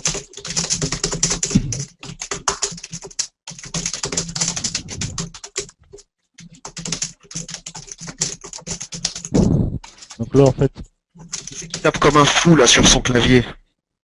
C'est Jafar, comme d'habitude. Je le mute? Non, je l'exclus. Attends.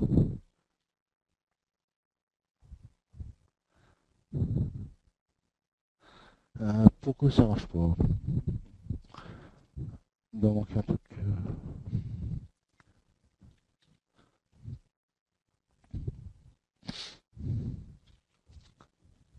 Ah, ça y est. Ouais.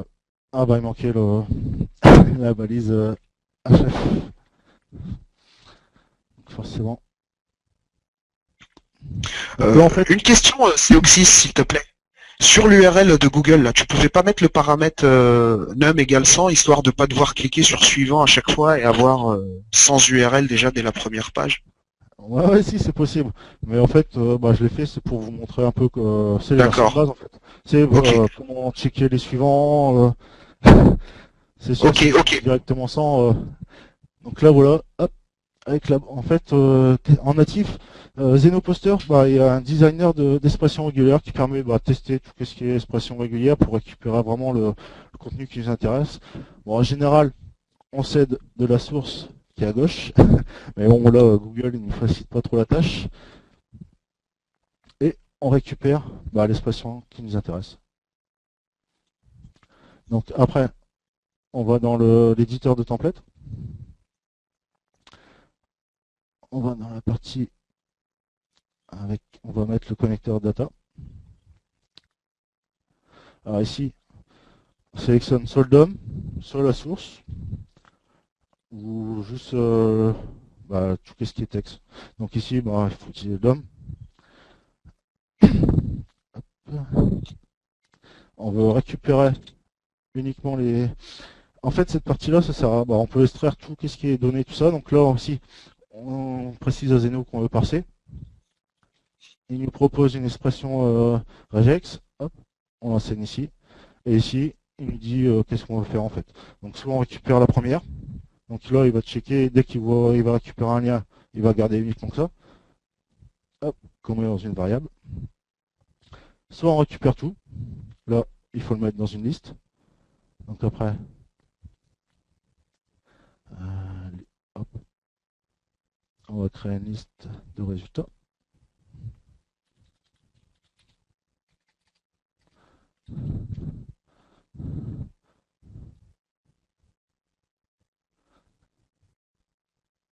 Et puis voilà. En fait,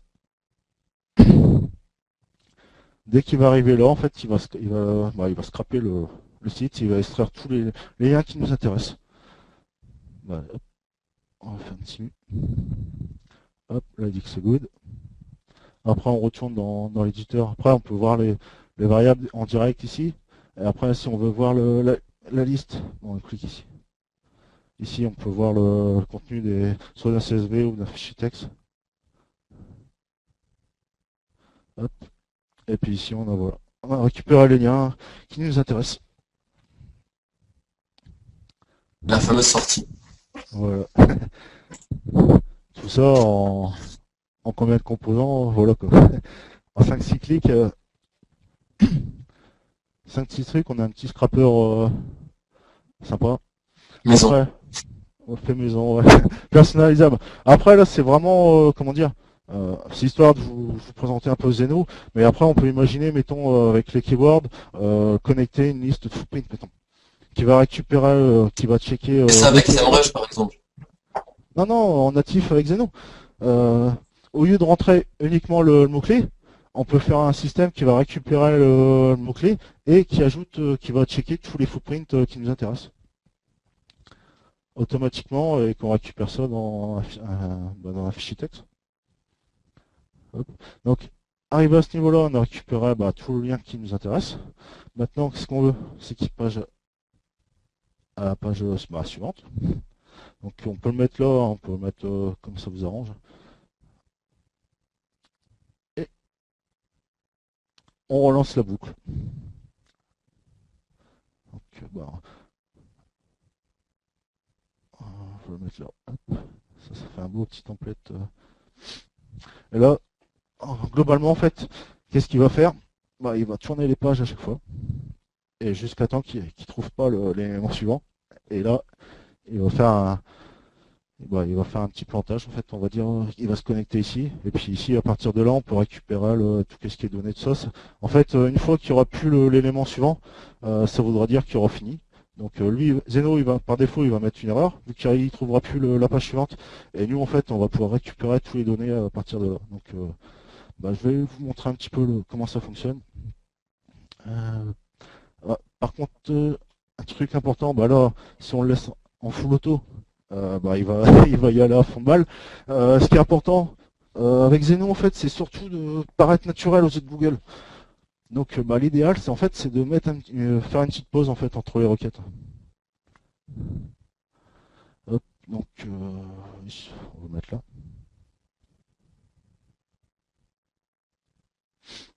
On définit la pause. Donc ici, on précise combien de secondes on veut. On peut dire, voilà, je veux faire une pause entre 35 et 60 secondes. N'hésitez pas ici à faire beaucoup de pauses en fait. Même si vous scrapez des sites, tout ça, si vous checkez beaucoup de sites, si c'est toujours les mêmes sites, essayez d'être un peu respectueux, pas bourriner. Si vous faites du clean et puis vous mettez pas mal de pauses, vous allez récupérer tous vos résultats et vous n'allez pas destroyer les sites où vous allez scraper. Donc n'hésitez pas à faire pas mal de pauses.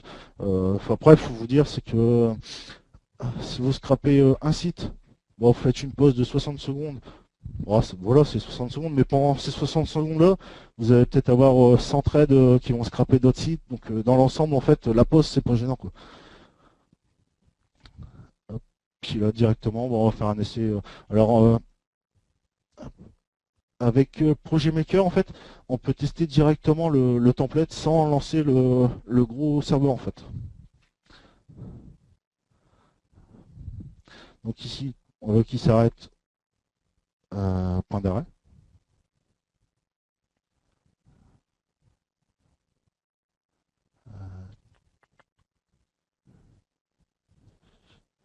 Hop, ici, il fait la pause et puis on voit, il bosse tout seul.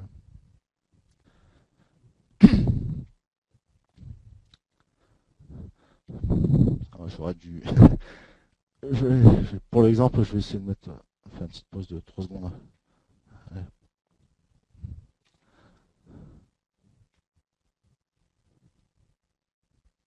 Et en fait, le fait de mettre un point d'arrêt, ça permet de, mettons, une fois qu'il a fait une boucle, tac, on va aller voir directement qu'est-ce qui nous a sorti comme résultat, puis ça permet vraiment de valider que c'est correct. Et puis s'il a bien fait son boulot, après on lance le truc, quoi. Donc là au niveau du template, c'est good. Donc on va le lancer carrément tout seul.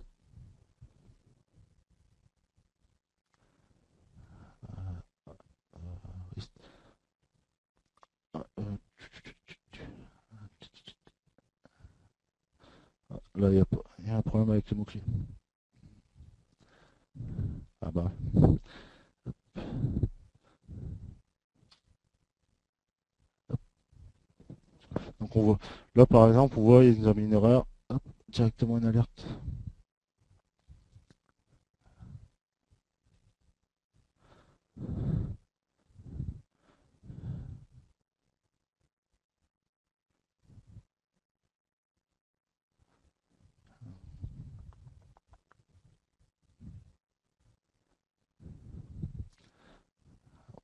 On va virer le breakpoint et on va le faire tourner en boucle jusqu'à temps qu'il trouve le breakpoint. Donc ça, en fait, il va pas s'arrêter. Hop, là, on voit, il fait sa petite pause. Et hop, il tourne.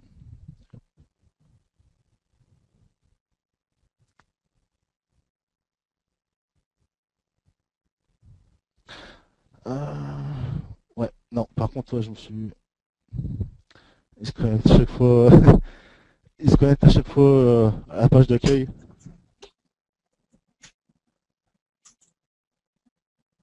En fait, nous, ce qui nous intéresse, en fait, c'est juste ça. Récupérer le contenu. Donc là, ici, on rentre les mots-clés, puis on clique, et on fait tourner.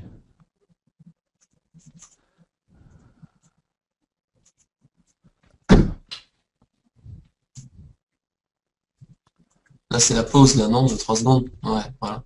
Voilà. Donc là, on voit, il tourne tout seul. Voilà, on fait. Bah là, j'ai mis 5 secondes.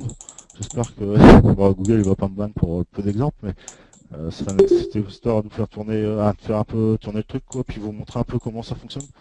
J'ai juste une information de Google, ton IP est cramé. Hein. Ouais, voilà.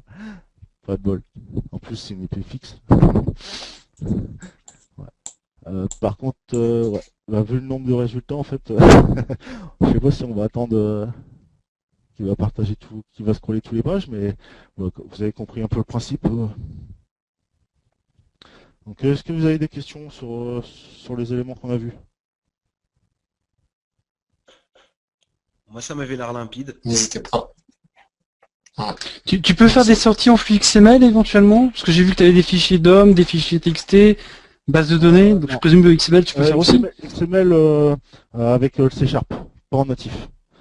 Donc là, voilà un exemple de contenu qu'on a récupéré. Bon, après, tu peux facilement traduire du CSV en XML, ou tu peux faire des Ah, en trucs. fait, en natif, il gère surtout il Digital, gère les fichiers texte. Fichier texte, et donc CSV, parce que bah, CSV, en fait, c'est un fichier texte avec le bon format, quoi. Mais en c'est ça. natif, c'est uniquement ça, quoi. Il gère pas les fichiers Excel, et XML, tout ça, il fait pas. Mais par Ouais, contre, CSV, avec... tu peux l'ouvrir dans Excel, hein. Dans ton équivalent, quoi. Ouais, ouais, mais c'est un fichier texte, en fait. Tu sais, Ouais, ouais, je sais. en fait, Zeno, Ouais, point en virgule, fait, tab, ou un séparateur et de données. voilà, nativement, en fait, Zeno, il propose d'enregistrer uniquement en fichier texte. Donc CSV et fichier texte. Ok. Et quand tu dis pas en natif, quand il faut coder en C Sharp, donc c'est quoi? Tu codes un module, un plugin? Ou totalement en mode Non, des fois c'est du un truc code. avec tu branches en HTTP, en GET ou en POST et c'est Zeno qui va l'appeler, c'est ça? Non, non, comment dire, nativement, en fait, tu mets ton code en C Sharp et il te le Il pond en... l'interprète, donc. Voilà. Tu mets tes codes directement, tu récupères la variable ici, en fait. Euh, tu Ah, ça récupères c'est la variable intéressant là dans comme. le code C Sharp, et après, bah voilà, quoi, c'est en C Sharp. Ok. Après, bah, il y a... Hier, peut-être qu'il il sera plus apte à faire des trucs en C Sharp. Mais, franchement, pour l'instant, tout ce qui est bah, fichier texte, CSV, pour gérer les projets, il y en a assez, quoi, on va dire. Après, base de données, bah, je vous l'ai dit, top, c'est Elasticsearch, avec les requêtes, avec l'appli REST. Après, tu peux envoyer les données à un point PHP qui te génère le truc en XML, hein. Ouais, voilà, c'est faisable aussi. Ouais. C'est On peut faisable. vraiment tout faire, quoi. Ici, dans le connecteur, tac, on se connecte... non, non, c'est ici, en guest, ou post. Hop, tu mets ici, tu mets l'URL qui va bien, hop, tu mets tes données ici, puis voilà, quoi, tu transfères à ton serveur comme un formulaire, en fait. Là, tu peux transférer les données comme ça. Euh, Bah donc là, bah, on a notre scraper. Donc bah, après, ce qu'on peut faire, on peut définir une imitation. On peut dire voilà, je veux que tu t'arrêtes à 500 mots-clés, 1000 mots-clés. Ça, c'est au choix. Donc ça, pour ça, ça se fera ici avec list processing en fait, hein. On sélectionne les résultats dans la liste. Et puis ici, get raw account, en fait, on va récupérer le nombre de lignes qu'on a eu. Et puis bah si la ligne a plus de 1000, mettons, tac, automatiquement on passe à autre chose, quoi. Donc ici, bah, Donc de résultats. J'ai une question qui me taraude depuis tout à l'heure. Là, je vois bien que le produit il remplace bien toute l'activité, là. Tout ce que tu as l'habitude de faire à la main. T'as moyen de scheduler aussi, c'est-à-dire déclencher ça, par exemple, admettons, à 1 heure du matin, pendant que tu es en train de dormir. Ou Ouais. tu- Ouais, si, avec le logiciel que j'ai montré tout à l'heure, on peut programmer, on peut lancer les templates à une heure précise. T'as une partie un peu serveur que tu laisses tourner et qui peut se déclencher Ouais, selon voilà, en différents fait, événements, c'est ça? là ici, Projet Maker, c'est vraiment, attends, c'est vraiment tout ce qui est édition de template en fait. C'est vraiment fait pour, on construit son template, on peut le faire tourner. Hein. Moi, des fois, il m'arrive, mettons, si vraiment j'ai un template vraiment casual que je vais utiliser qu'une fois, directement le lancer ici, quoi. Ça marche aussi. C'est moins performant, mais des fois, pour des petits besoins, c'est nickel. Et, après, voilà, une fois qu'on a notre template de fait, on lance Zeno.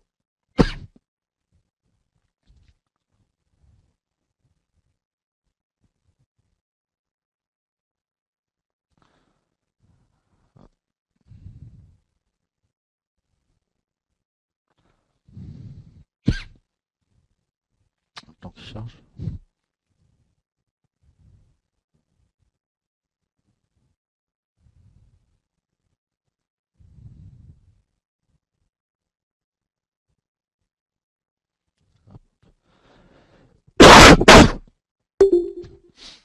Hop, ici.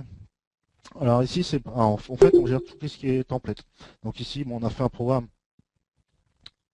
Google, on l'ajoute. On veut, on veut lancer un template une fois. Hop, on lui rajoute un fois. On peut faire 2 trades simultanés, voire plus. Et en fait, chacun va se connecter sur Google, récupérer un mot-clé. Et en fait, au niveau de la liste des keywords, elle est partagée entre tous les trades. Donc si vous lancez 5 trades, chaque trade va se connecter, va récupérer un mot-clé. Ils vont pas récupérer tous le même. Et il va gérer son truc dans son coin. Donc ici, tu peux dire, voilà, tu peux mettre au bout de 2 échecs, considérer le template comme un échec. Au niveau des logs, voilà, tu as tout l'historique. Et au niveau ici, tu peux tout programmer en fait. Donc tu l'actives, tu peux dire ça commence à telle heure. C'est aussi s'il y a quelqu'un, il y a JB qui nous demande, à part la bande passante, est-ce que Zeno est gourmand en ressources, donc en RAM, en pros, Non, en, non, en disque. avant en fait, Zeno, ouais, il y a de ça 6 mois, il fallait gérer comment dire, on pouvait pas laisser un template tourner, mettons, pendant 6 heures d'affilée. À un moment, la mémoire Saturé. commençait à en prendre un coup, et les performances, tu voyais qu'ils ramaient, quoi. Et maintenant, la version actuelle, elle est vraiment stable, et moi, ça m'arrive de laisser un template tourner pendant 6 heures. Ok. C'est-à-dire que là, mettons, on peut imaginer un template qui fait une tâche, et qu'une fois arrivé à la fin, recommence Alors, je depuis lance le un début. autre. Ah, ok. Non, recommence depuis le début, puis il va récupérer un autre mot-clé. Que avant, en fait, il fallait lancer un process, et une fois que c'était fini, en fait, il se terminait, puis ça recrée à nouveau. Faut pas, ok. Et une Ouais, autre question, est-ce qu'on peut copier-coller des bouts de template dans un autre ouais. site? Ouais, c'est ça qui est Pas de sympa, en site, fait. c'est YD, un autre site. Ouais, tu peux ouvrir plusieurs templates et puis faire des copier-coller. Ok. Mais maintenant, il y a une nouvelle fonctionnalité. Je te montrerai juste après. Je Ok. finis 2 secondes avec la programmation, puis après je te montre ça. Donc ici en fait on peut programmer, voilà, on peut faire, on peut le laisser sans fin, ou on peut mettre juste un thread. On peut dire voilà, je veux que même s'il y a 1000 mots-clés, je veux faire que mettons 100 mots-clés par jour. Donc on peut dire voilà, hop, 100 mots-clés. On peut le lancer mettons tous les 2 minutes. On peut le lancer tous les jours. On peut vraiment programmer comme on veut, quoi. Et après, moi ce que j'utilise beaucoup en fait, c'est que tu fais un template de base.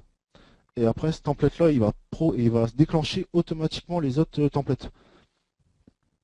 Genre tu récupères une centaine d'URL.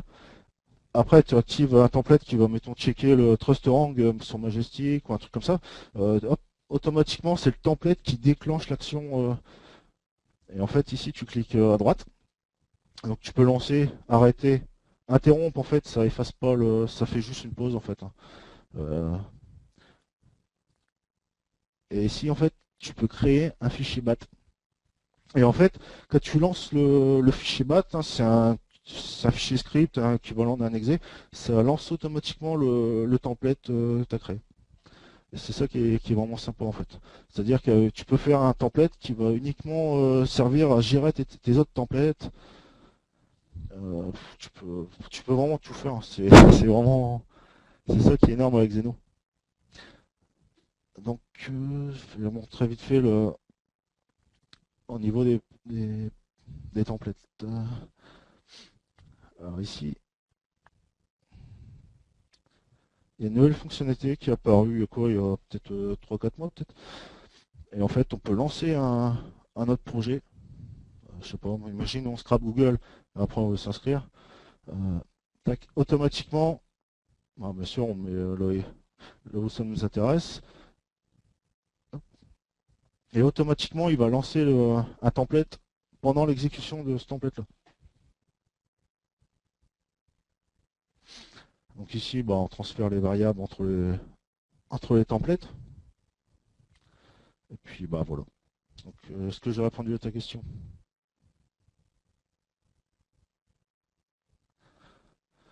Bah écoute, on peut dire que oui. Spinning Quelques autres questions, il y en a pas mal qui défilent, j'avoue que je n'arrive pas à toutes les avoir. Mais... je vais essayer de montrer un petit peu au niveau des sorties rapidos, parce qu'au niveau du timing, après, on va être... Juste pour t'interrompre, il y a une question quelqu'un qui aurait voulu voir comment tu intégrais GSA Captcha Breaker avec Zeno. Ouais. C'est possible. Ok, ça marche. Attends, je relance le...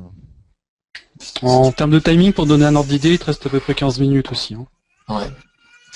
Donc, rapidos, je vais vous montrer comment on enregistre. C'est tout simple. List processing. On sélectionne la liste, les résultats. Ici. Attends, j'espère qu'il va pas... Ah, c'est bon, il se lance sur le écran. On peut choisir si on veut des totaux, ou le nombre de lignes, ou classer, c'est ça, enregistrer. Pas mal d'options, quoi. Mélanger, j'ai vu. Tu sauvegardes le résultat de la liste en fait dans un fichier. Tu peux spécifier les lignes, ou tu peux le laisser à la fin. Ici, en fait, ça ajoute, ça remplace, ou alors si tu sélectionnes là, Ça met à la suite. Et puis ici, tu sélectionnes ton fichier texte. Je sais pas moi, n'importe. Par défaut, en fait, il faut choisir un fichier. C'est pas si c'est un petit bug ou un truc comme ça. Et puis ici, tu renommes, hein, j'en sais rien, tu tapes résultat, mettons. Et même si le fichier texte n'existe pas, il va le créer automatiquement. Donc ici, on peut imaginer qu'au bout de, je sais pas combien il y aura de pages, mais peut-être une centaine avec le mot-clé là, qu'il a fini. Hop. Donc automatiquement, il n'y aura plus le bouton suivant, donc il va déclencher une erreur. Donc l'erreur, automatiquement, dès qu'il y aura l'erreur, ça veut dire que c'est fini. Donc ça enregistre. Hop, liste sauvegardée. Et je récupère attendez, mon contenu. Ici. J'ai pas mis à la ligne. Ouais. Hop.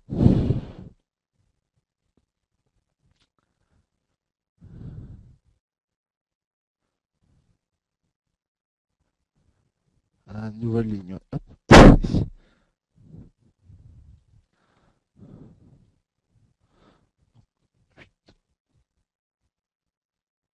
On va essayer de faire au plus vite pour le timing.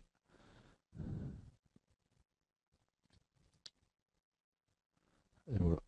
Voilà, liste. Donc après, au niveau CSV, en fait, vous avez la même chose. C'est la même chose. Hein, en fait, le CSV, c'est quoi? C'est un format texte avec des points-virgules pour séparer les champs, tout ça. Donc au niveau du résultat, si on veut un CSV, on peut, je sais pas moi. Attendez, je vais essayer de récupérer.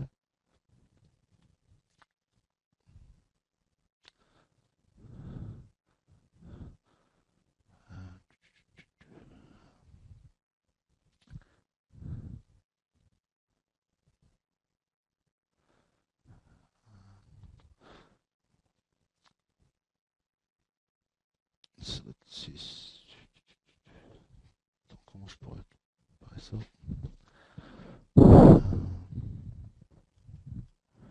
Parce que là, en fait, ouais, on enregistre la liste directement, mais on peut récupérer le sous forme de variable dans fichier, peut-être écrire un texte. Ouais, voilà.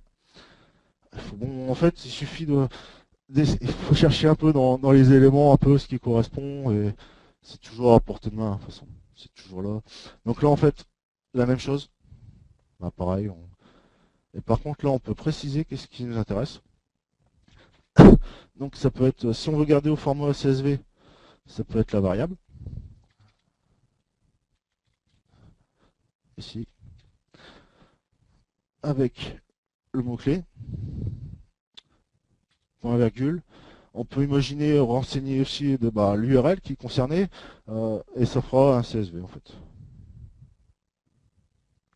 Hop. Voilà. Donc après, le niveau des captcha, je vais lancer le... Ici, dans configuration, en fait, captcha. Par défaut, vous pouvez utiliser les captcha disponibles sur Internet.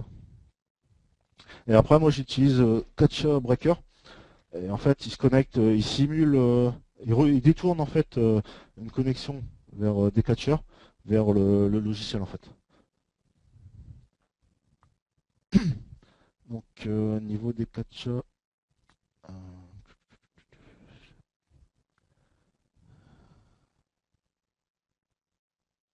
ici,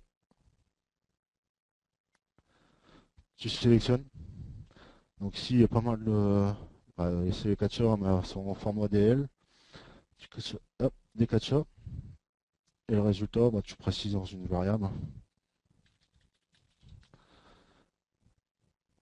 Et après, il faut que tu vas dans ton template et puis tu définis, tu dis voilà, tu cliques droit, puis tu fais inspecter et tu dis ceci est un catcha et automatiquement il va le résoudre.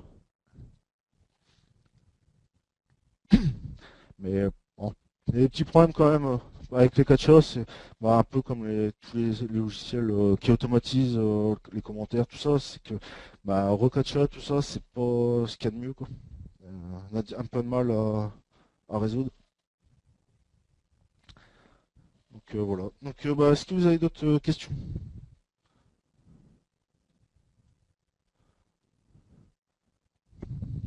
Bah écoute, moi je pense qu'on Oui, a j'en fait ai une pas super, vu un les autres, super hein. tour. C'était une super démo, hein. Je pense qu'on voit tous l'intérêt de s'y mettre, quoi. Je t'avoue que je pense que je vais regarder les licences là. On peut faire on les met sur un serveur. Ouais. Après, On fait un goodbye, ouais, comme on fait d'habitude avec le labo. voilà, franchement, on n'a pas tout vu. Il y a énormément de trucs à voir. Ce qui est utilisé plus souvent, connecteur C. On peut imaginer, je sais pas moi, variable, hop, par défaut, je sais pas, nombre de résultats. Là, apparaît pas parce que, si, j'ai déclaré. On peut dire, voilà, si nombre de résultats est supérieur à 100, directement arrêter la boucle et puis passer à l'enregistrement. Après, il y a la même chose avec un switch. Là, on définit plusieurs variables. Et puis, selon les variables, si c'est égal à 1, mettons, hop, automatiquement, il y a la sortie qui est disponible pour lancer le template qui vous intéresse. Gestion des emails, c'est là-dedans. Comme je dis, c'est que la réception. Mousse simulation. Voilà, c'est coordonnées de souris. Donc, par rapport à... Ici, là, vous voyez les coordonnées. Des fois, ça peut être pratique. Il y a des protections mises en place, ça peut être un moyen de contourner. Pareil pour l'émulation de clavier. Ici, on tape le texte qui nous intéresse. Hop, on précise le délai qu'on veut. Et après, il suffit de se connecter par rapport au bon élément. Ici, mettons, on clique. Alors, ici, ouais, action to designer, en fait, C'est ce que je voulais vous montrer vite fait. C'est ce que j'utilise en permanence en fait. Là, on a fait un template un peu au, au clic-clic, mais c'est pas ça qu'il faut faire. Ce qu'il faut, c'est toujours faire ça. Action to designer. Je vais vous montrer rapidos.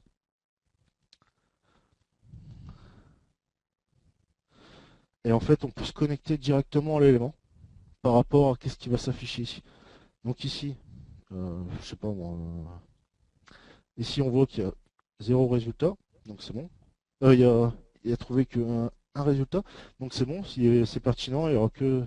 Et ici, on peut voir tous les éléments à récupérer. Donc pour la page, pour le suivant, c'était pour le suivant. Ici, on peut voir qu'il y en a deux. Et là, inert HTML suivant, ce tag là, en fait, il me paraît bien propre, et c'est sur celui-là que je vais me connecter en fait. Parce que mettons, ça arrive, moi je mettons sur ma boutique Magento, quand tu cliques sur un bouton, en fait, tu as le code, tu as une clé de sécurité à chaque connexion, et en fait, par défaut, Zeno, il se connecte à l'URL, et puis il t'intègre une clé de sécurité, et ça fait que si tu relances le template, une petite demi-heure après, ta clé elle est plus valide et puis ça te fait une petite erreur, quoi. Donc en fait, il faut bien chercher à se connecter sur des éléments style suivant, un bouton ajouter au template, tous les trucs comme ça, quoi. Donc ici, on va se connecter sur le inner HTML. Donc on va dire hop. Alors ici set, c'est pour récupérer, get, c'est pour renseigner. Suivant, hop. Et puis on fait non. Là c'est pour récupérer le contenu, ouais, donc ça c'est pour Donc en fait, tu avais dit le contraire, j'ai hésité à te couper. En fait, set c'est pour définir et get c'est pour récupérer. Mais je voulais te laisser finir, j'étais quand même. Ouais. Je Non, voulais voir. en fait, ouais, c'est ici. Donc ici, ouais, on va se connecter sur la valeur suivante. Et ici, on va cliquer ici. Hop, on va sélectionner, clic. Donc là, ici, on peut ajouter au projet. Donc automatiquement, ça me là. Puis on peut faire un test aussi. Tac. Et en fait, je vous invite à prendre cette habitude d'utiliser Zeno toujours en mode design. Là, ici, action designer. C'est qu'est-ce qu'il y a de plus fiable en fait. Au départ, on a tendance à faire un peu comme en natif, hein, on clique et puis ça enregistre automatiquement. Mais en faisant ça, ça vous permet vraiment de se connecter sur des mots-clés, des valeurs précises, quoi. Suivant, il y a très peu de chances que ça change. Par contre, l'URL, tous les trucs comme ça, si ça change, ça peut faire foirer des templates. Donc voilà, c'était ça que je vais voir avec vous. Après, il y avait quoi d'autre? Ici, on peut se connecter en FTP. On peut importer, mettons, un catalogue. On peut vraiment faire tout ce qu'on veut par FTP. Protection aussi, c'est pour si jamais vous partagez votre template, mais vous voulez pas que ça soit éditable, ou vous pouvez autoriser seulement des utilisateurs à l'éditer. Note, c'est pour ajouter une note sur cette partie-là. On peut dire, mettons, ça scrape. Hop. Ça scrape. Ici une note, ça enregistre. Et ça vous permet, si vous revenez un mois ou deux après sur votre template, vous savez quelle partie qui fait quoi. C'est vraiment sympa. Après JavaScript ici et C Sharp, c'est vraiment utile pour améliorer Zeno, quoi. Et ça, je vous l'ai montré. Donc je sais pas, après si vous avez des questions. Après, ce qu'il faut vous dire, c'est que Zeno, c'est pas. Écoute, il reste 5 minutes. On a eu. C'est pas Zeno, c'est en fait c'est. On voit que c'est, une fois de comprendre la cartographie, quoi, elle est vraiment prendre ses repères et puis après ça a l'air facile, hein. Ici, Il y a un panneau d'action à gauche là, ça demande. On peut récupérer un spin ici. Genre, avec on a une action spinée d'ailleurs. On peut lui filer un patron et il peut l'interpréter. Juste ici en fait. Je sais pas. Regarde. Word processing. Donc en fait, ça c'est pour traiter Syntaxe, texte. Donc soit tu tapes ton texte directement, ou alors tu peux mettre une variable aussi. Donc la variable que tu auras, mettons que tu auras récupéré en lisant un fichier texte qui aura ton spin dedans. Et puis voilà, tu spin tax, et puis tu récupères ton spin dans une variable. Ok. Tout ça en un clic, quoi. Ah.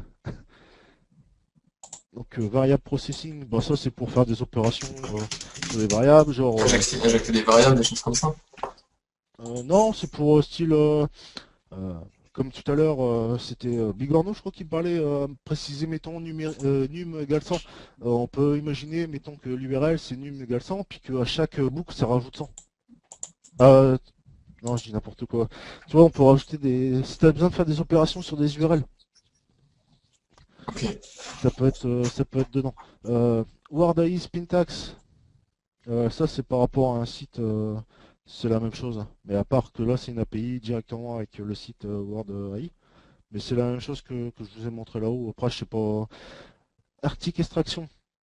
Vous arrivez sur un blog, automatiquement, il va extraire la grosse partie de texte qu'il aura analysé.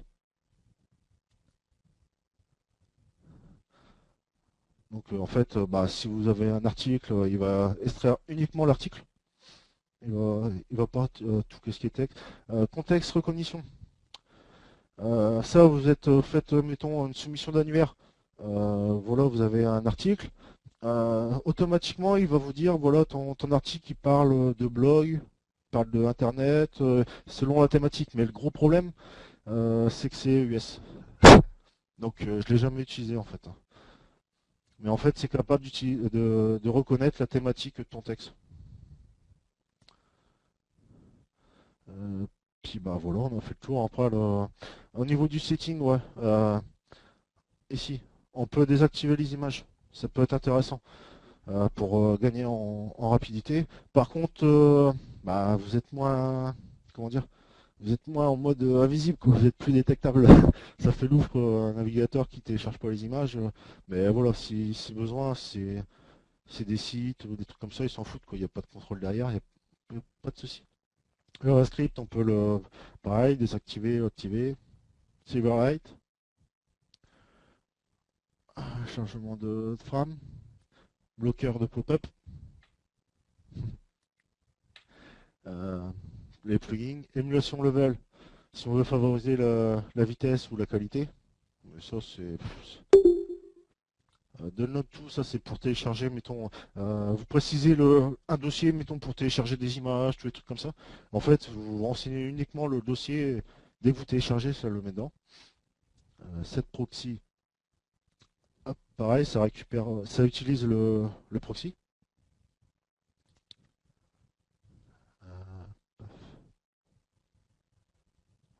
Bah, voilà, effacer les cookies, effacer le cache.